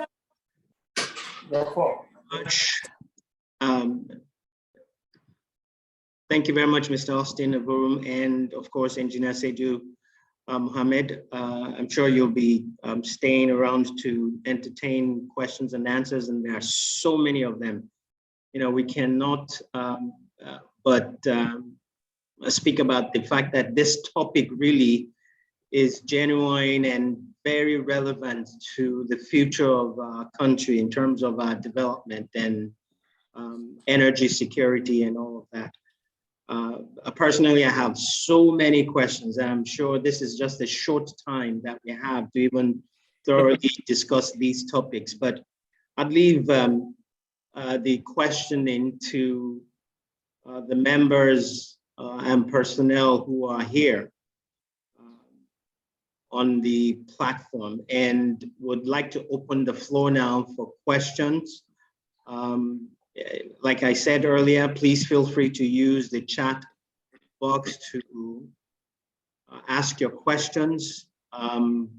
If you would like to speak, you raise up your hand and we'll allow you to speak. So would like to have questions. I don't see any hand up yet, but let me start by asking this question from Engineer Seydou, and of course, Mr. Austin can also attempt to answer this question because he's actually alluded to it toward the end of his presentation, and that is about the decade of gas and the transition, energy transition issues. Yes, we have the decade of gas, and there are a lot of activities around that and planning toward ensuring that gas is the primary fuel that we're using for energy. And I know for a fact that beyond just power, which is critical to our development, to try and resolve the issue of the energy poverty, and Nigeria has been identified as one of the countries that have the poorest data in terms of energy poverty in Africa. There's also the use of gas for commercial activity, and there's there's a little bit of success in that area where manufacturers, if you look at the Manufacturers Association of Nigeria, many of the major manufacturers, because I've had to deal with some of them, many of them complain because it seems like the part of their business and resources is being deployed to power generation, and they're not able to focus on the core activity that they have, which is to manufacture. And they've established extensive power generating facilities to cater to their large manufacturing capacity. Is there a plan to also include manufacturers, which is the path toward our industrialization, in connecting them to also gas supply, which will really help them? So I'd like to direct that to Engineer Seydou Mohammed, if you can attempt to please discuss the challenge that the manufacturers are also having related to gas supply. Sorry, can I just quickly say that it would be more efficient to take a all lot the more questions, questions? Okay. Yeah, and Okay. then, yes. Okay, we're waiting for the questions, but I haven't seen them yet. So that's why I thought it would be good to actually start that off. Maybe there'll be more questions coming in from people online. Yeah. Well, and in the absence of any other question, then we can continue on that. Okay, sorry, premise. Okay, sorry, Okay, sir. There's one question. George Onuma, please go ahead and ask your question. All right, thank you very much. Please confirm you can hear me. Yes, we can. Go ahead. Okay. Thank you so much. My name is George Onuma. I work with ZES Nigeria Limited. I want to sincerely thank OGTAN for this opportunity and also say a big thank you to our resource persons, Engineer Saidu Mohammed and our former CEO, Austin Avuru. They have actually raised very pertinent and thought-provoking points. My question will be, taking off from some comments I took note of during Engineer Mohammed's presentation. He said there are projects that Nigeria as a country is embarking on related to gas development, and there are critical approvals on the other hand that ought to be given and are not given.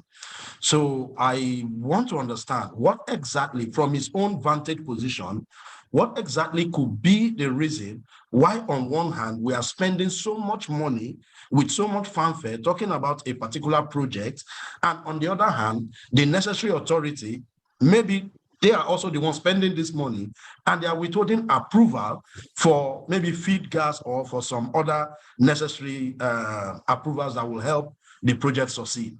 Is it that the project is designed to fail ab initio, or there are some stakeholder management that ought to be done in between that is still not yet done? That's one. Then for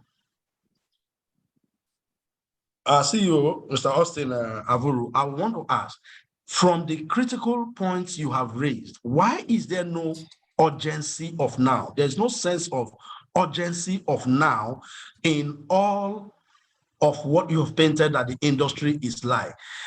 Maybe at your level, relating with other key CEOs, what's the sense of urgency? Is this that we are waiting for a recolonization in terms of skills availability if the multinationals go with their training or training capacity, or we will pray our way through? Maybe like a miracle should happen somewhere, and why is there no urgency of the now? That's my question. Thank you. Thank you for that, Sir George Onuma. Let's take Chinyere Okeke. Now, Chinyere Okeke, you have your hands up. Please go ahead and unmute and speak.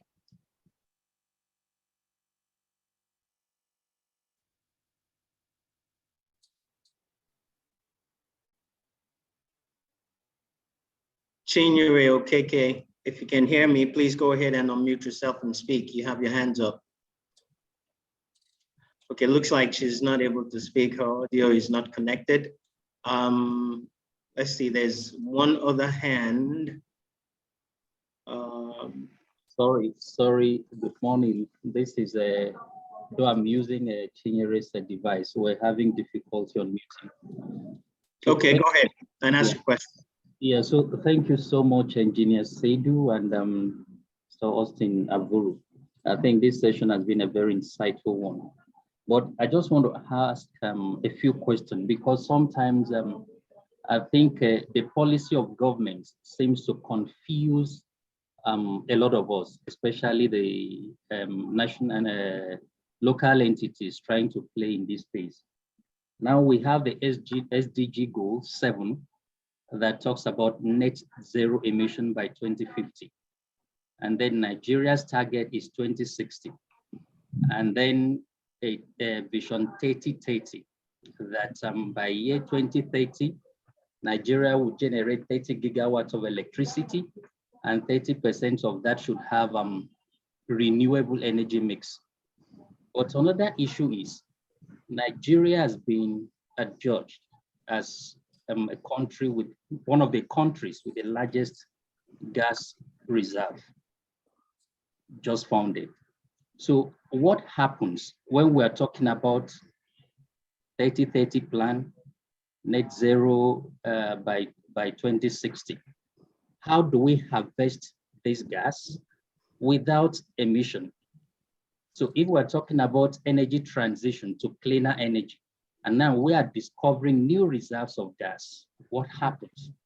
So if, for example, I want to invest in that space, now we are saying by 2060, no, we should have transitioned completely from this, from fossil fuel to cleaner energy, renewable, and so on. So what then motivates me to invest in R&D, capacity for my staff, and all of that to be able to compete with these international companies? So that's my question. I think Mr. Austin can attend to that. Thank you. Okay, thank you for that. Next, we'll have Abba Chiroma, after which we'll have the distinguished speakers attempt to answer those questions.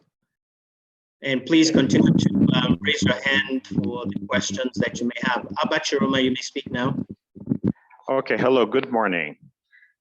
Okay, my name is Abba Chiroma. I'm a geologist, and I've had the opportunity of working as a manager in a company where we developed training, and we also built software.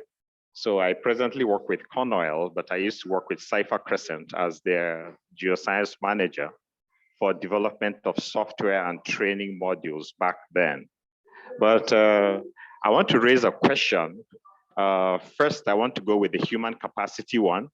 And one of the things I saw when we had meetings with NCDMB, when we went around discussing with OGTAN and at different fora, one of the problems that the small companies that are supposed to be developing training are having, because Mr. Avuru raised a very valid point that there needs to be some third-party training companies.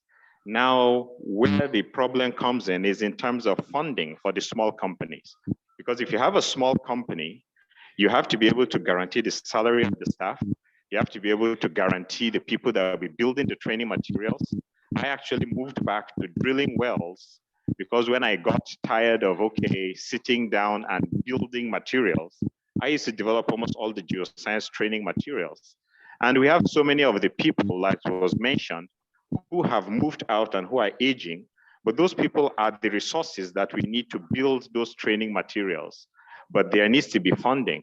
So I think one of the help we'll need from some of our resource personnel is how to liaise the indigenous companies with these members of OGTAN or the old retiring gang, so that those training materials and that capacity, which Nigeria has already gotten from those companies, can now be put on pen to paper, and we can put them on recorded tapes so that that thing can be passed on. And then that next generation that is coming will actually benefit from what we have already gotten. I happen to be among the 10 to 15 year group, which is, we still got training from the multinationals. So presently, most are no more flying out. So I think that's going to be critical. And then my second question, which will go to Engineer Saidu and also to Mr. Austin, is Mr. Austin Avuru, is we are facing the challenge that when he was mentioning about the pipeline that is crossing, there's also gas, stranded gases, so many small fields and OMLs all around the country. But the policy we have does not look at the stranded gases, only looking at many of the big gas fields. So if it's possible to discuss with maybe NMDPRA or any of the agencies to have pipelines that can straddle across and people will just connect into the different nodes, a lot of the stranded gas can be connected. And all of the BCFs that we want to achieve, we can even go into TCF by the time all of the small stranded gas assets are connected. Okay, thank you very much. We'll have the OGTAN president wants to say something, and then we'll let our speakers respond to the questions. And after that, I'll go to the questions in the chat room. Thank you. Thank you, the OGTAN Vice President. I want to especially say that OGTAN is very grateful to Engineer Saidu and Mr. Austin Avuru for this in-depth analysis of the issues bedeviling our gas industry. Obviously, my question is the issues have been raised by both resource persons cut across various sectors and the governance structure, policies, and everything.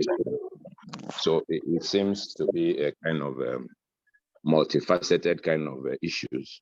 So my concern is how do we solve these problems to ensure that we have local capacity for gas enhanced? What kind of concerted effort or governance or communion of stakeholders, for instance, will be required to, holistically deal with this matter and ensure that we have results. That's it's kind of befuddling to my mind when I listen to all the issues and where they're coming from various sectors, and I begin to wonder, so how do we get these things done?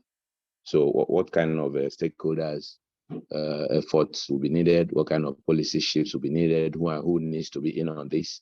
And so I'm just thinking if it's something they can look at and come up with maybe another forum in which OGTAN will be involved to further discuss these issues with all those that are stakeholders in it, including not just human capacity development aspects of it, but policy issues, which is coming from the sides of government, from the sides of administrators and regulators.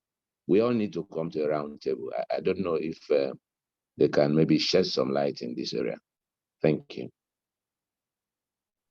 Okay, all right. So we'll have distinguished speakers respond to all of those questions. May I ask Engineer Saidu to please go ahead first, and then we'll have Mr. Austin Avuru. Okay, thank you very much, Mr. Vice President. Let me start with, I think your question would touch on the gas to manufacturers. If you heard me well at the beginning, I said when we were at the infancy of the network, really, and of course, we were faced with the issue of NEPA then not paying. And that's when we resorted to look. We just have to move to the commercial guys. And we started with the nearest industry then. I remember the Shagamu cement plant was the first one, then Ekoro and the rest of it. But what I'm just trying to also let us understand is that you don't build a trunk line on the likes of demands of Cadbury, PZ, and the rest of them. No. You build a trunk line when you have a base load that will justify the economics, because you are the only one in the value chain, really, that is putting his money up front. You are burying your money under the ground. One, and then you are also oversizing the line for future, because you are the only player in the industry who is putting up his investment, praying that there will be customers. And of course, at the same time, praying that there will be producers that will put in gas in the pipe. Otherwise, you end up with a dry pipe. So what we did was, of course, to start the process of distribution. And I can tell you today, all industries around major trunk lines are benefiting from the gas. I'm talking about the Ikeja, the Albarawata, and Ilupeju, Apapa, and everywhere around Lagos end. In fact, industries are being sited along the trunk lines just to benefit from the gas. So, but the only ones that are not really, that are suffering from all these things, are people who are far away from the network. So what it did is that the implementation of the trunk line stimulated the downstream. And that is why we have distribution companies who are well liberalized. Today, there are many distribution companies all over Nigeria, at least around the trunk lines. So invariably, the manufacturers who are now the commercial customers really are the ones that are paying for the sustenance of the operators, by and large. So I don't know if there are specific industries that are outside that are not benefiting, fine. But of course, you also find that this gas that is coming as a replacement of fuel that they have been using. So you convert to use gas for the benefit that gas brings to. So I don't think there are manufacturers really that are on the trunk lines that stand to be corrected, that are complaining. That they may complain, of course, there is no gas for one or the other. I mean, once the transfer just goes off, everybody pays for it, irrespective of who you are. There will be allocation that will be discounted for every customer on the trunk line. So I don't know if I really touch on that, but if we are talking about the last mile, that is the area that is fully liberalized and fully deregulated, and that's the distribution. People just come in. There are people who are even doing what we call CNG, compressed natural gas. They go onto the trunk line, compress the gas, carry it in larger tanks, and take them to remote industries and park those CNGs. There are industries that are in Abeokuta and Ibadan that are benefiting from, running from gas today. on compressed natural gas. So really it's a market that is open. But because the buyers are ready to pay, then you find the players who can compress that gas and take it as far as Ibadan and the rest of it. Then there is a question from, I think, Okeke, who talked about the policies of government seem to be confusing. Of course, I am also as confused as you are sometimes, in the sense that part of the problem that we have is that we create agencies that are supposed to be temporary, for some reason, very good and very well thought agencies, but at the end of the day, they perpetuate themselves. And sometimes we also create agencies. I'll give you an example. NEC, for example, NERC, is a regulator. But this is a regulator that is also regulated by government policies.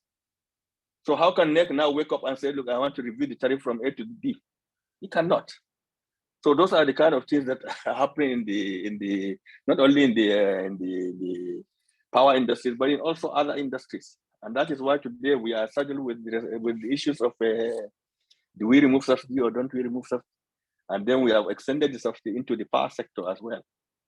So those are the kind of policies that we need to. So when you say the SDG goals aim at 2060 net zero, yes, yeah, it's based on premise.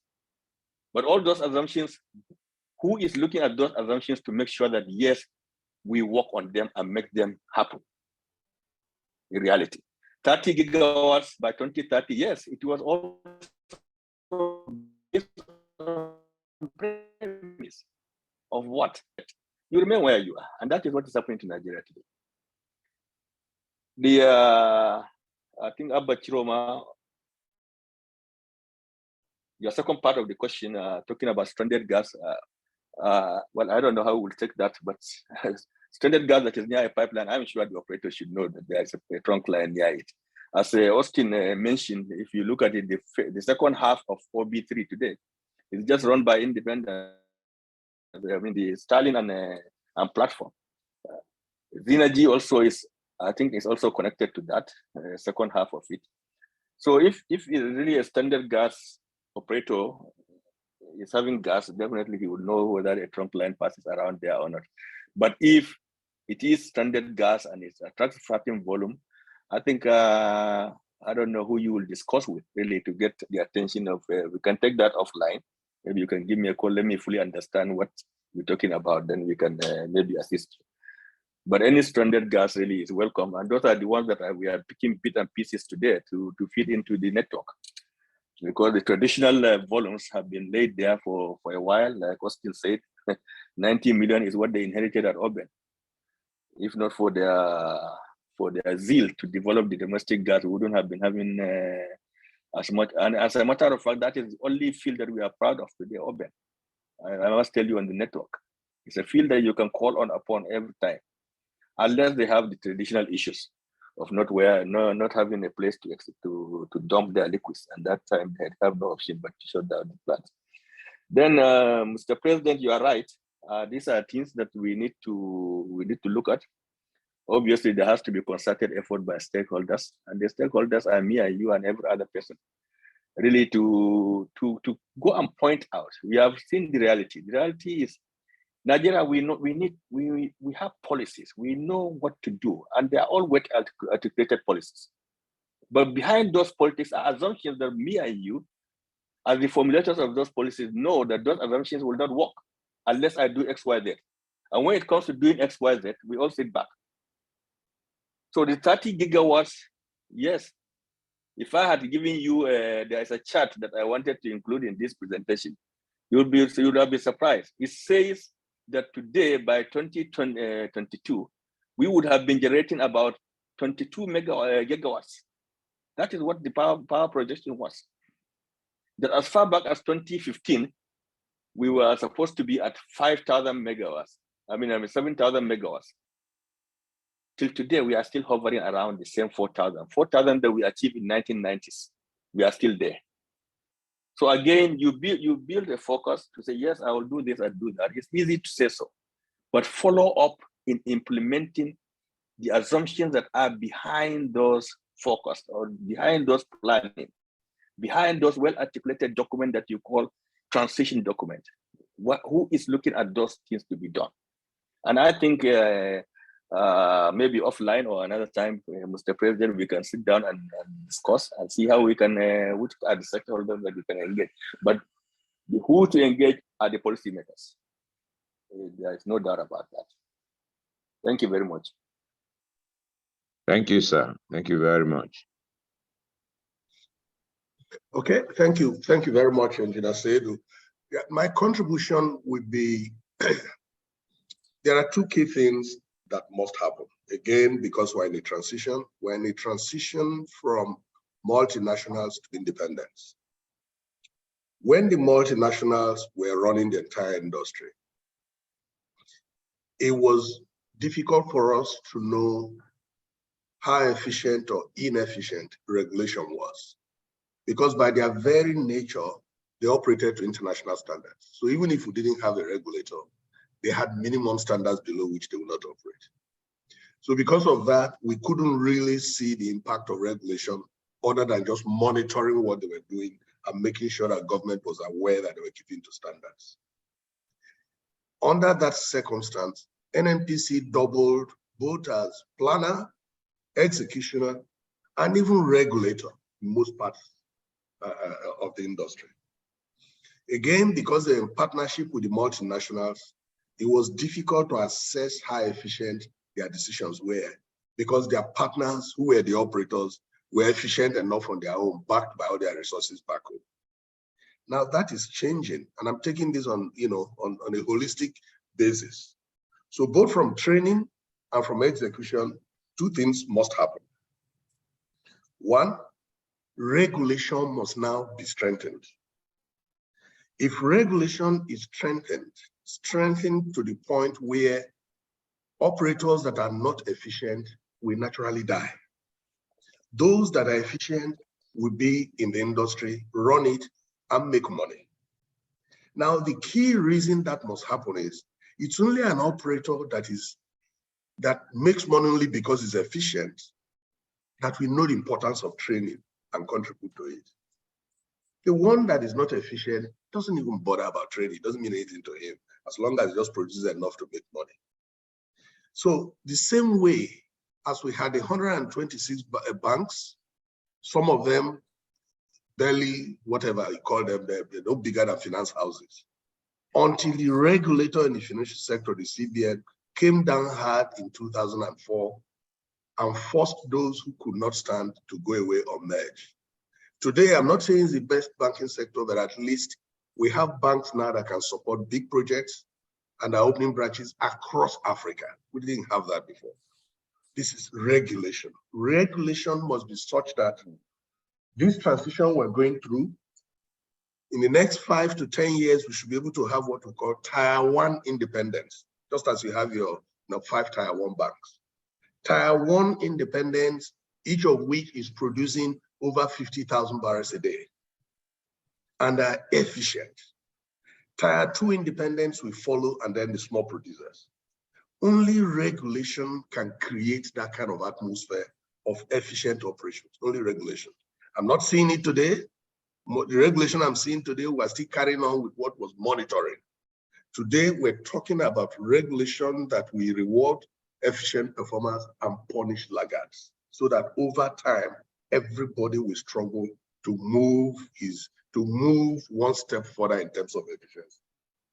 Now, when we have that, then now let's relate that now to the training that we're talking about. Somebody was asking, are we going to wait until we are recognized? When we have that, training will be financed by the industry. We will then go back to the original thinking about the PTI model or footprint model. Again, regulation comes in. So the training organizations we have today, all I'm saying is that we must have 1 or 2 or 3 core training centers. NNPC envisioned one in Kaduna, eventually became just a training center for their own internal management staff, chief officers course. I don't know whether they still do it. So we must have some core training centers. I'll give you the example I normally use. Here, even in our medical field, every block of flats in one street corner can be a hospital in Nigeria. Whereas in the US, you have key hospitals that are built and run as institutions. I just say where you run a hotel. They have all the facilities, and the doctor can have a small practice with 3 doctors and 1 nurse. And the patients all go to the key hospital, pay the hospital bill, and pay your doctor who comes to look at you. You guys in OGTAN have to look at training from that kind of structure, where you have some core training centers, and you have contributions from resource persons who have the expertise, whether here or across the country. But there are core training centers that all of us must know that this is where we send our people to. We cannot have every little back office, somebody is training on human resources, another one in logging, another one, and then we have 1,000 people in training, but not enough capacity to move us to the next level. In terms of this infrastructure and where we go from here, my view is that NNPC and government have done what they ought to do. Intervention. Intervention. This is not the only area where they've intervened. When NNPC intervenes and continues to operate, we'll eventually have problems. And I'm going to give you a couple of examples. Now, when you look at the ELPS, it was a 1 BCF line. I think they looped it to increase the capacity to 2 BCF. Then you look at the OB3. If OB3 had been completed from Obiafo Bricon, cross the river and go to Oben, and then all you need is 1 key pipeline node that goes to the southeast towards Mobile. So if you have the ELPS, you have OB3, and you have the AKK, that is the backbone that this country needs to deliver 3-4 PCF of gas. All the others will be what Mr. Saidu was referring to, the last mile. So companies like Excellency, we can have more of such, who then have their customers and connect up the customers to these key backbones. But first of all, these backbones must be finished and must be run efficiently. And my view is that when NNPC has intervened by building these backbones, it cannot continue to run it. NNPC does not see themselves as surviving because of the tariff they're getting from OB3 or the tariff they're getting from ELPS. You must have a network operator who knows that he survives because of the tariff he's getting from the network. And that has to be private sector run. The intervention has been successful by NNPC. But running it means that the people running these backbones know that the volume of gas that is passing through and the tariff they get from it is how they make money and how they survive. So they will maintain them, the network will be efficient, the coordination will be efficient. Now, it is not evident today, but let me tell you, in our products distribution system, NNPC intervened 30 years ago and built a network of 19 depots interconnected, such that no truck is supposed to travel more than three hours to go and pick petroleum products. But what has happened after the intervention, NNPC didn't allow you to be run as an efficient distribution infrastructure that should earn its money from tariff. Today, none of them works. Everybody comes to Apapa and Port Harcourt to pick petroleum products. We can get to that sorry state if we don't turn the running of this backbone infrastructure that have been built by NNPC, if we don't turn it into major commercial ventures where you earn your money by tariff. So I think we have to separate intervention, which government has done very efficiently, separate that from running these things efficiently. It's for the same reason that the West African gas pipeline has not worked. It's run almost as a national facility. Whereas if that pipeline was delivering 200 million scf of gas to West Africa and collecting even a $2 tariff efficiently, everybody across to Ghana would have been getting gas and they will make money. But once you do the intervention and then you continue to run it almost like a national facility where both profit and efficiency are no longer what dictates what happens, we're going to run into trouble. So the same way as the petroleum products pipeline network, the same way as the underutilization of the West African gas pipeline, that goes to Ghana, it may befall. It's again part of the reason anyway why these projects have not been so finished. So again, regulation must create efficient operators, both in this gas infrastructure network and the operators themselves. So once you have these efficient operators driven by efficiency and profit and properly regulated, and everybody does the right thing, then we come back to the training we're talking about, where these efficient operators know that the only way they will remain efficient is to have proper training. They will contribute to it. They will send their staff to those places. They will even contribute to the building of some of those training centers. But only those who know how critical training is will commit their resources to contribute to that. That's as an overview, that is how I look at the problem, whether it relates to training or whether it relates to the gas to industries and so on and so forth. It's about an efficient network run by efficient operators and regulated by very robust and efficient regulators. That's what we're heading to, because the multinationals are no longer here to cover us up. We have to rebuild the industry, and it's not impossible. It's just that we need a regulator that is clear about where it's taking the industry to and how we're going to get there. Thank you very much, sir. Thank you. Can I just come in here? Yes, please go ahead, sir. Yeah, please. I left out a question from George, where he said that there are some critical approval that have not been given by government for projects. I have not said so at any point. What I made reference to projects on 2 occasions really. When I was talking about the critical project that I supposed to come in and fill the gap in terms of gas supply, and I singled out as a note as the only one that is running. Others, for one reason or the other, are behind schedule. And I also talked about projects when I talked about the project management skills that we did. And I said, yes, we have been failing in terms of the project implementation. Of course, for reasons, Austin and Avuru alluded to that we plan not the way the multinational plan their things. We plan based on subventions from government, and any project that is planned on that basis is bound to fail if you are waiting for somebody to give money. So those are the things. I have not said that there are critical approvals that are being awaited. No, not that. And also, let me disagree slightly with my distinguished friend Austin. WAPCO, West African Gas Pipeline, is run very efficiently. It's not run like a government pipeline anyway. Are you with me? Can you hear me? Yes, we can hear you. Yes, we can hear you. Yes, we can. Okay, I was just going to agree to some extent with Austin. Yes, we have to separate intervention and operations. Yes, I agreed with you. When we also have to separate NNPC from government as well. Also, specifically on the West African Gas Pipeline, it's run efficiently by an independent company of any of us, any of the governments of the 4 countries. But what is happening on West Africa today that is not seen to be efficient is the same issue that we have in Nigeria. Where, West African Gas Pipeline, to me, we have always said it's an extension of the domestic market. And whatever makes me not to make gas available to Oloro and Shogo power plant, it is for the same reason that I cannot make gas available to West African Gas Pipeline. So we just see that as an extension, but not to do with the operations of the pipeline itself. Thank you very much. Thank you. Yes.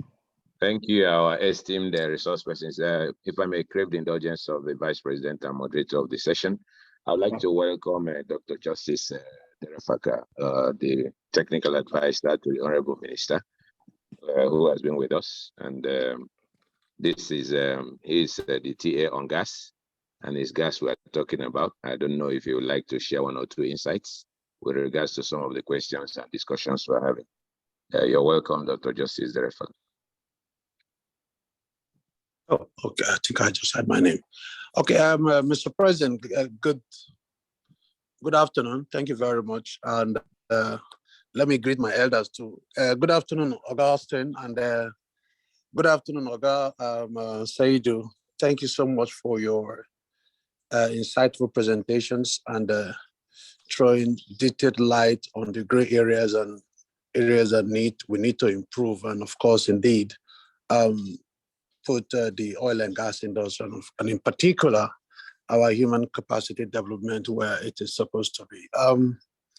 Again, I don't know why the OGTAN president asked me to talk. I thought he was just going to allow me to listen and just run away.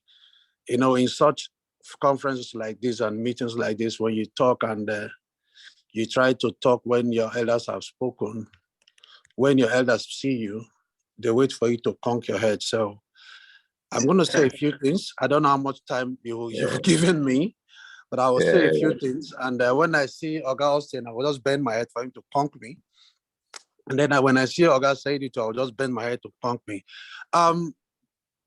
It's not all gloom and doom in the oil and gas industry in terms of human capacity that we have. Like I've said several times, if you look at the National Gas Policy 2017, Chapter 9 in particular takes care of human capacity development from local content, competencies of Nigerians on the basis that, yes, we're moving from a crude oil dependent nation to that of a gas-based industrialized economy and nation. So what this actually, in essence, means is that we need to retrain our professionals.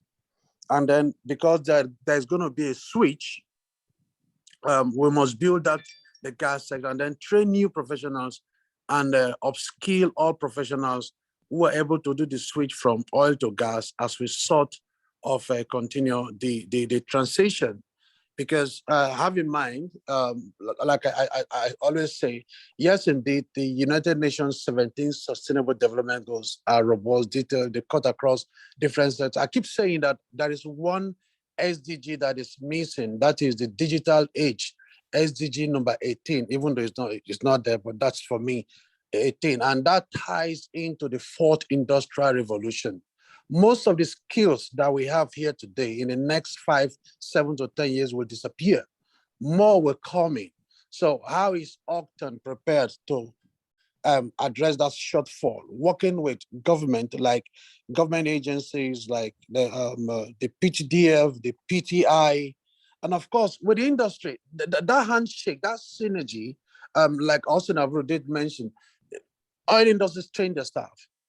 They give them the best. And I can tell you, Augustine is one of the products that can tell you that the oil industry, the top majors, they train their staff that we are competitive anywhere in the world. Today, Nigerians are MD of Schlumberger. They are vice president on other parts. Today, that's why we have a Nigerian as the MD of a country chair of Shell. So these trainings were not just done overnight. So OGTAN, you as the industry body trainers need to have that handshake. Yes, you may have some frustration from some of the oil companies. Yes, you may be frustrated with some of the agencies, but you need to stand and say, we must get this right. And then amongst yourselves, you need to partner with certain universities and have centers of excellence where you will now begin to have equipment and other stuff to make sure that when you're giving your trainings and you issue certificates, those certificates can stand in anywhere in the world. So your certifications should be connected to the international associations that those trainings are connected with. Now, so that's about the human capacity and of course, capacity development. I hear, I think it's Oga Austin that said, all the noise about gas being a transition fuel, and it's not noise, with due respect, Oga Austin.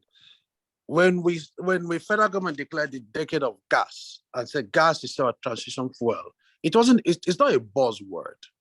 It's a reality. And I would like to say from the point where, for starters, if you permit me, when at the latest Secretary General of OPEC, and may God rest his soul, our brother, His Excellency late Mohammed Sanusi Bakindo, he said, and I quote, the oil and gas industry is under siege in the sense that they want us to shut down our fossil fuel. August said, you and I, the two of you and I will agree that that is not going to happen. It's not possible because in the foreseeable future, OPEC has given a projection that between now and 2045, oil and gas will play a vital key role. So we must do everything that we can. And that is what the federal government is doing in its entirety. Today we have the PIA. Augusta, you play the key role. Aside all of you play your different roles in making sure that we have a new governance regulatory structure. Today we have the PIA. It has come to stay. People will say, no, it's not as bad as it is, but at least it's something we can start with. It is a game changer. It has now begun to open up investment, attracting the right investment in everywhere we go. The gaps, the loopholes people have identified in the PIA will be addressed by the different entities.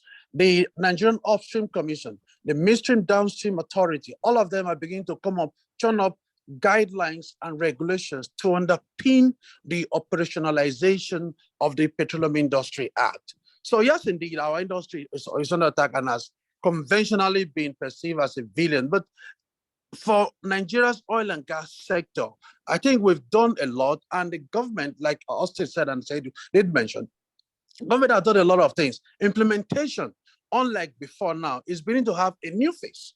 And this is because the right leadership is addressing those issues. And one thing I like to mention here is that the leaders are listening, unlike before.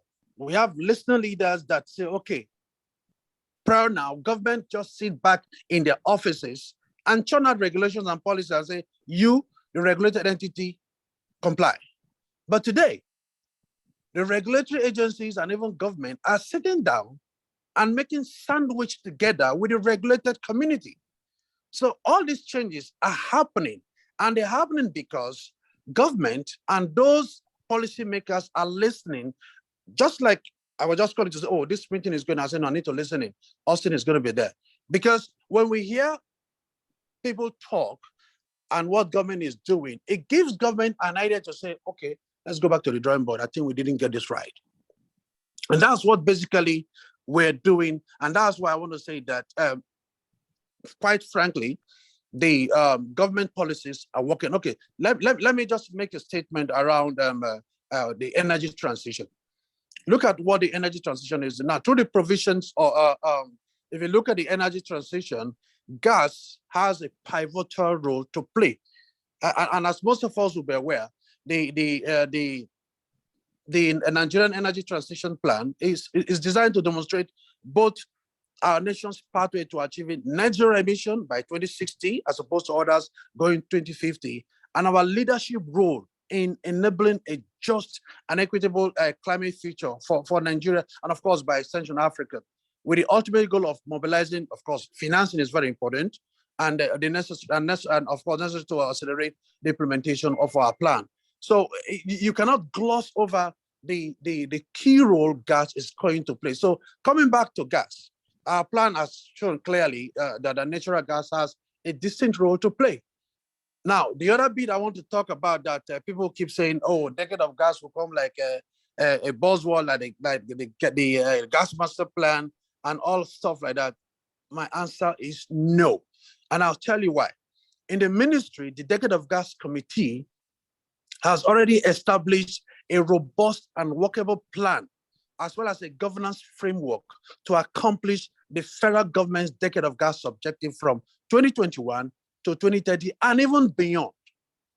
Now, the propositions for the Decade of Gas transition timeline and mitigation, for your information, were syndicated and aligned with multiple stakeholders across the value chain, which is why I said that prior now, government sit back and churn out policies and roadmap, but this became different. Now, to let you know that beyond, this goes even beyond the shores of Nigeria, because the transition and mitigation proposals we looked at were also tested with experts with experience in similar programs I think in Europe, in India, Egypt, Malaysia, and Thailand, both from, take note, both from the regulator's perspective and from industry players.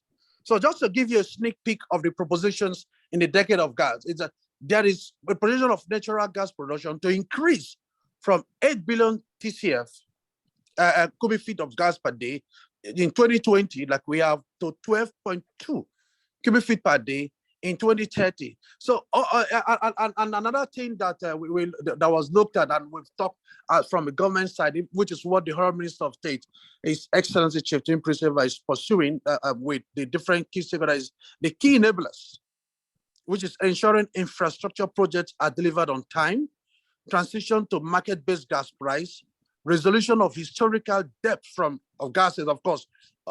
I agree with Austin and Mr. Engineer Saidu about some legacy issues about payment and stuff. And of course, some form of incentivized fiscal and commercial terms for offshore non-associated gas. Now, of course, you know what the PIA has done? It's as a supply side enabler, it has opened up gas distribution, development, utilization in country, and the gas that we have in country, which is over 200 TCF, with an upside potential of 600 trillion cubic feet of gas, is enough for us to take care of our domestic needs in line with SDG number 7, as well as playing key role in international market. And that's why NNPC is biting what it is biting to make sure that they have these pipelines cut across to serve as backbone, the AKK pipeline, the Nigeria-Morocco pipeline, and of course, in-country infrastructure. Yes, infrastructural deficit is our problem. I was hearing somebody talking about how we move gas in those stranded areas that are pockets of gas that are stranded. What we can do with that, yes, pipeline is the most preferred option for transportation of gas, but there are skid-mounted, plug-and-play kind of technologies that can virtual pipeline that you can deploy. The one I could give, for example, is the one Engineer said you play the key role with the bed of Greenville LNG. Greenville takes gas from Rumuji in Port Harcourt down up north, and that has triggered and moribund industries up north. Virtual pipeline. So if one or two people listening to me, or somebody asked about how do I invest in the gas value chain, there are a lot of places you can invest in. Because again, for you to invest in the midstream downstream, the upstream need to be unlocked for the midstream downstream to thrive. And what you can do is to engage people to take you through the entire process. That is not what I do as a government person to advise on, but the market is open and the challenges have been reduced because there's an executive order on ease of doing business. So if you want to play in the oil and gas value chain, and in particular in the gas subsector, the opportunities are huge. Let me use the word, it's humongous, and you cannot go wrong.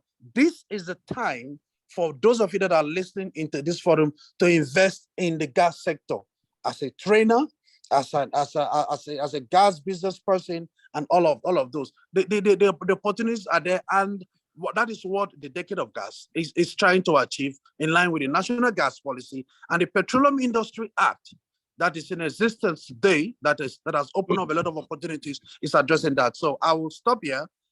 Thank you very much for your time.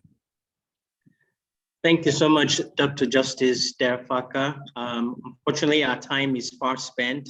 We're mindful of the precious time of our speakers. I would like to ask if they have any kind of rebuttal, very short, after which Mr. Chris Osaronwese will give his vote of thanks, and then we'll have the closing remark by the president. So over to our distinguished speakers on their rebuttal to the last speaker, Dr. Justice Derfaka. Thank you very much. Yes. Let me first of all assure Justice that he won't be conquered by anybody. Rather, I will commend him. But when you see somebody coming from the upstream, from the IOCs into government and talking government like this, with so much energy, I really believe that yes. Hooray! Thank you, sir. Thank you, sir. Yes. So, but we will discuss our Decade of Gas offline, where we always meet. As you know, I also double as a part-time advisor to the Honorable Minister on that. So. But really, and also let's make it clear. Nobody says gas is not going to play a pivotal role. The GECF, the Gas Exporting Countries Forum, for where I'm also an executive board member, our global gas focus shows that gas indeed, in spite of the zero 2050 and 2060 pledges here and there, gas is focused to grow from 23% to about 27% by 2050. So really, I mean, even though fossil fuel are being, there is apathy against fossil fuel investment, but gas is focused to grow in spite of that. Why? Because gas is going to play a big role in the transition itself. As a matter of fact, there is no transition without natural gas, either as a direct replacement of the high carbon emitting fuels, or even as a source of hydrogen. So that is how gas is being seen globally.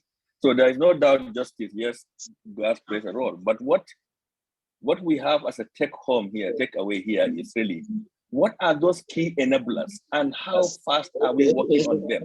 And what are the policies that will ensure that they do work? Those are the things that we should put our energy on. And I am sure that by the time we meet, we will discuss more on this. Thank you very much, distinguished. And also, it has been a privilege really to be on this forum. I must thank everybody, especially my good friend Chris Osaruese for getting me on board. Thanks a lot. Thank you very much. Thank you, sir. Ordinarily, I shouldn't be speaking after Mr. Seydou. So that's my Oga. So he has summarized everything on behalf of both of us. I can only thank everybody and thank particularly here to the minister. Or even listening in, we have to commend him for joining the forum and listening in, so that it helps to focus direction of his policy and policy implementation. So everybody, thank you very, very much. That's all I would say. Thank you very much for giving me the opportunity to speak. Thank you, bye. Thank you so much, Mr. Austin and Engineer Seydou. May I ask Mr. Chika Chinwa to please mute your mic. Please mute your mic, Mr. Chika Chinwa. Before I bring in the Abuja chairman, OGTAN chairman to speak, I'd like to also personally thank our distinguished speakers. The takeaway for me here really is that we need to bring in the power sector as well if we're going to see a progress toward ensuring that gas becomes that transition fuel, and to achieve this decade of gas initiative and the industrialization of our economy. The power sector must be involved. And there are many, many issues bedeviling the power sector that need to be resolved. So with that, the conversation will continue because this was not meant to bring answers to all of the challenges that we have, but we've heard about the key enablers and the opportunities that there are, all of the various policies of the federal government, and what role the OGTAN can play with human capital development. So we'll keep our eyes on the ball and see where we can continue to play our role. Thank you very much, sirs. Over to you, Mr. Chris.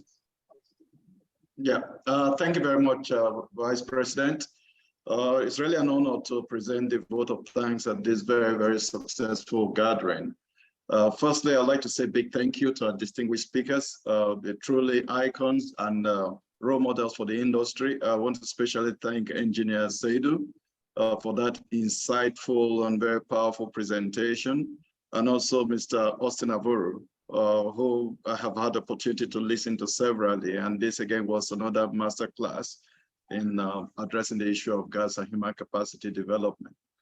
Again, the OGTAN BTF has really become the leading platform on education on oil and gas trends and latest thinking around the issue of oil and gas. And this has been largely made possible because of the leadership that we've received in OGTAN. So I'd like to say a big thank you to the president and the ESCO of OGTAN for this excellent support and the initiative of creating the BTF.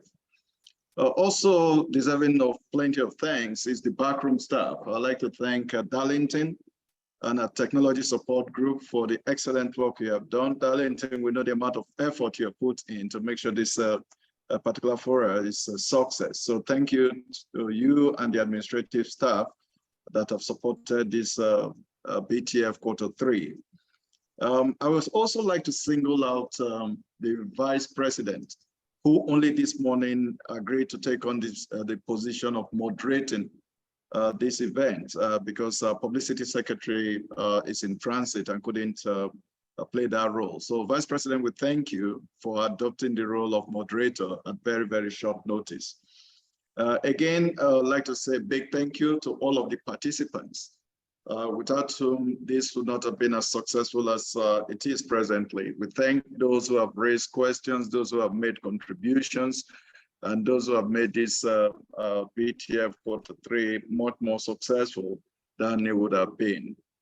And then finally, we'd like to thank God for the grace and keeping all of us in good health and ensuring that we're all able to participate actively in this forum. We look forward to the next BTF, which will be early next year. And we also use the opportunity to continue to bring leading lights in the oil and gas industry to share their experiences with members of OGTAN.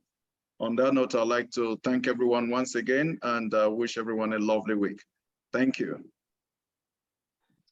Thank you, Mr. Chris. I'd like to invite the president to now give his closing remarks.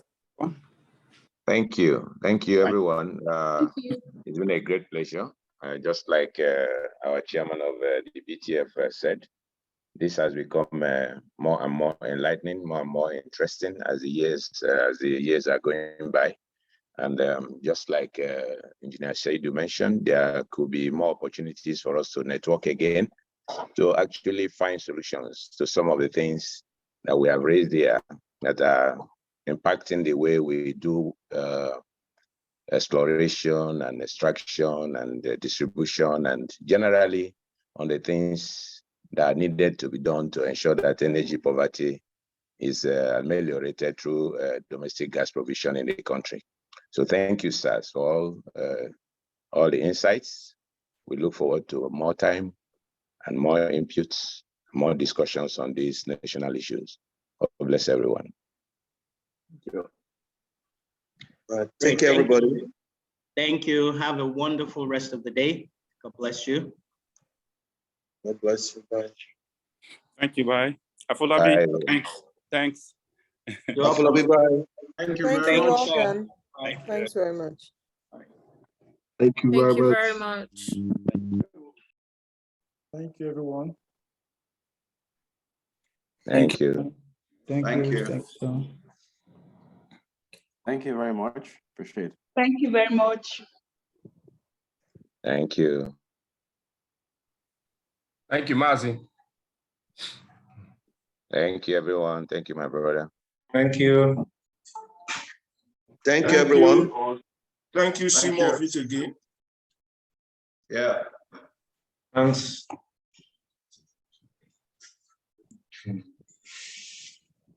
Don't finish your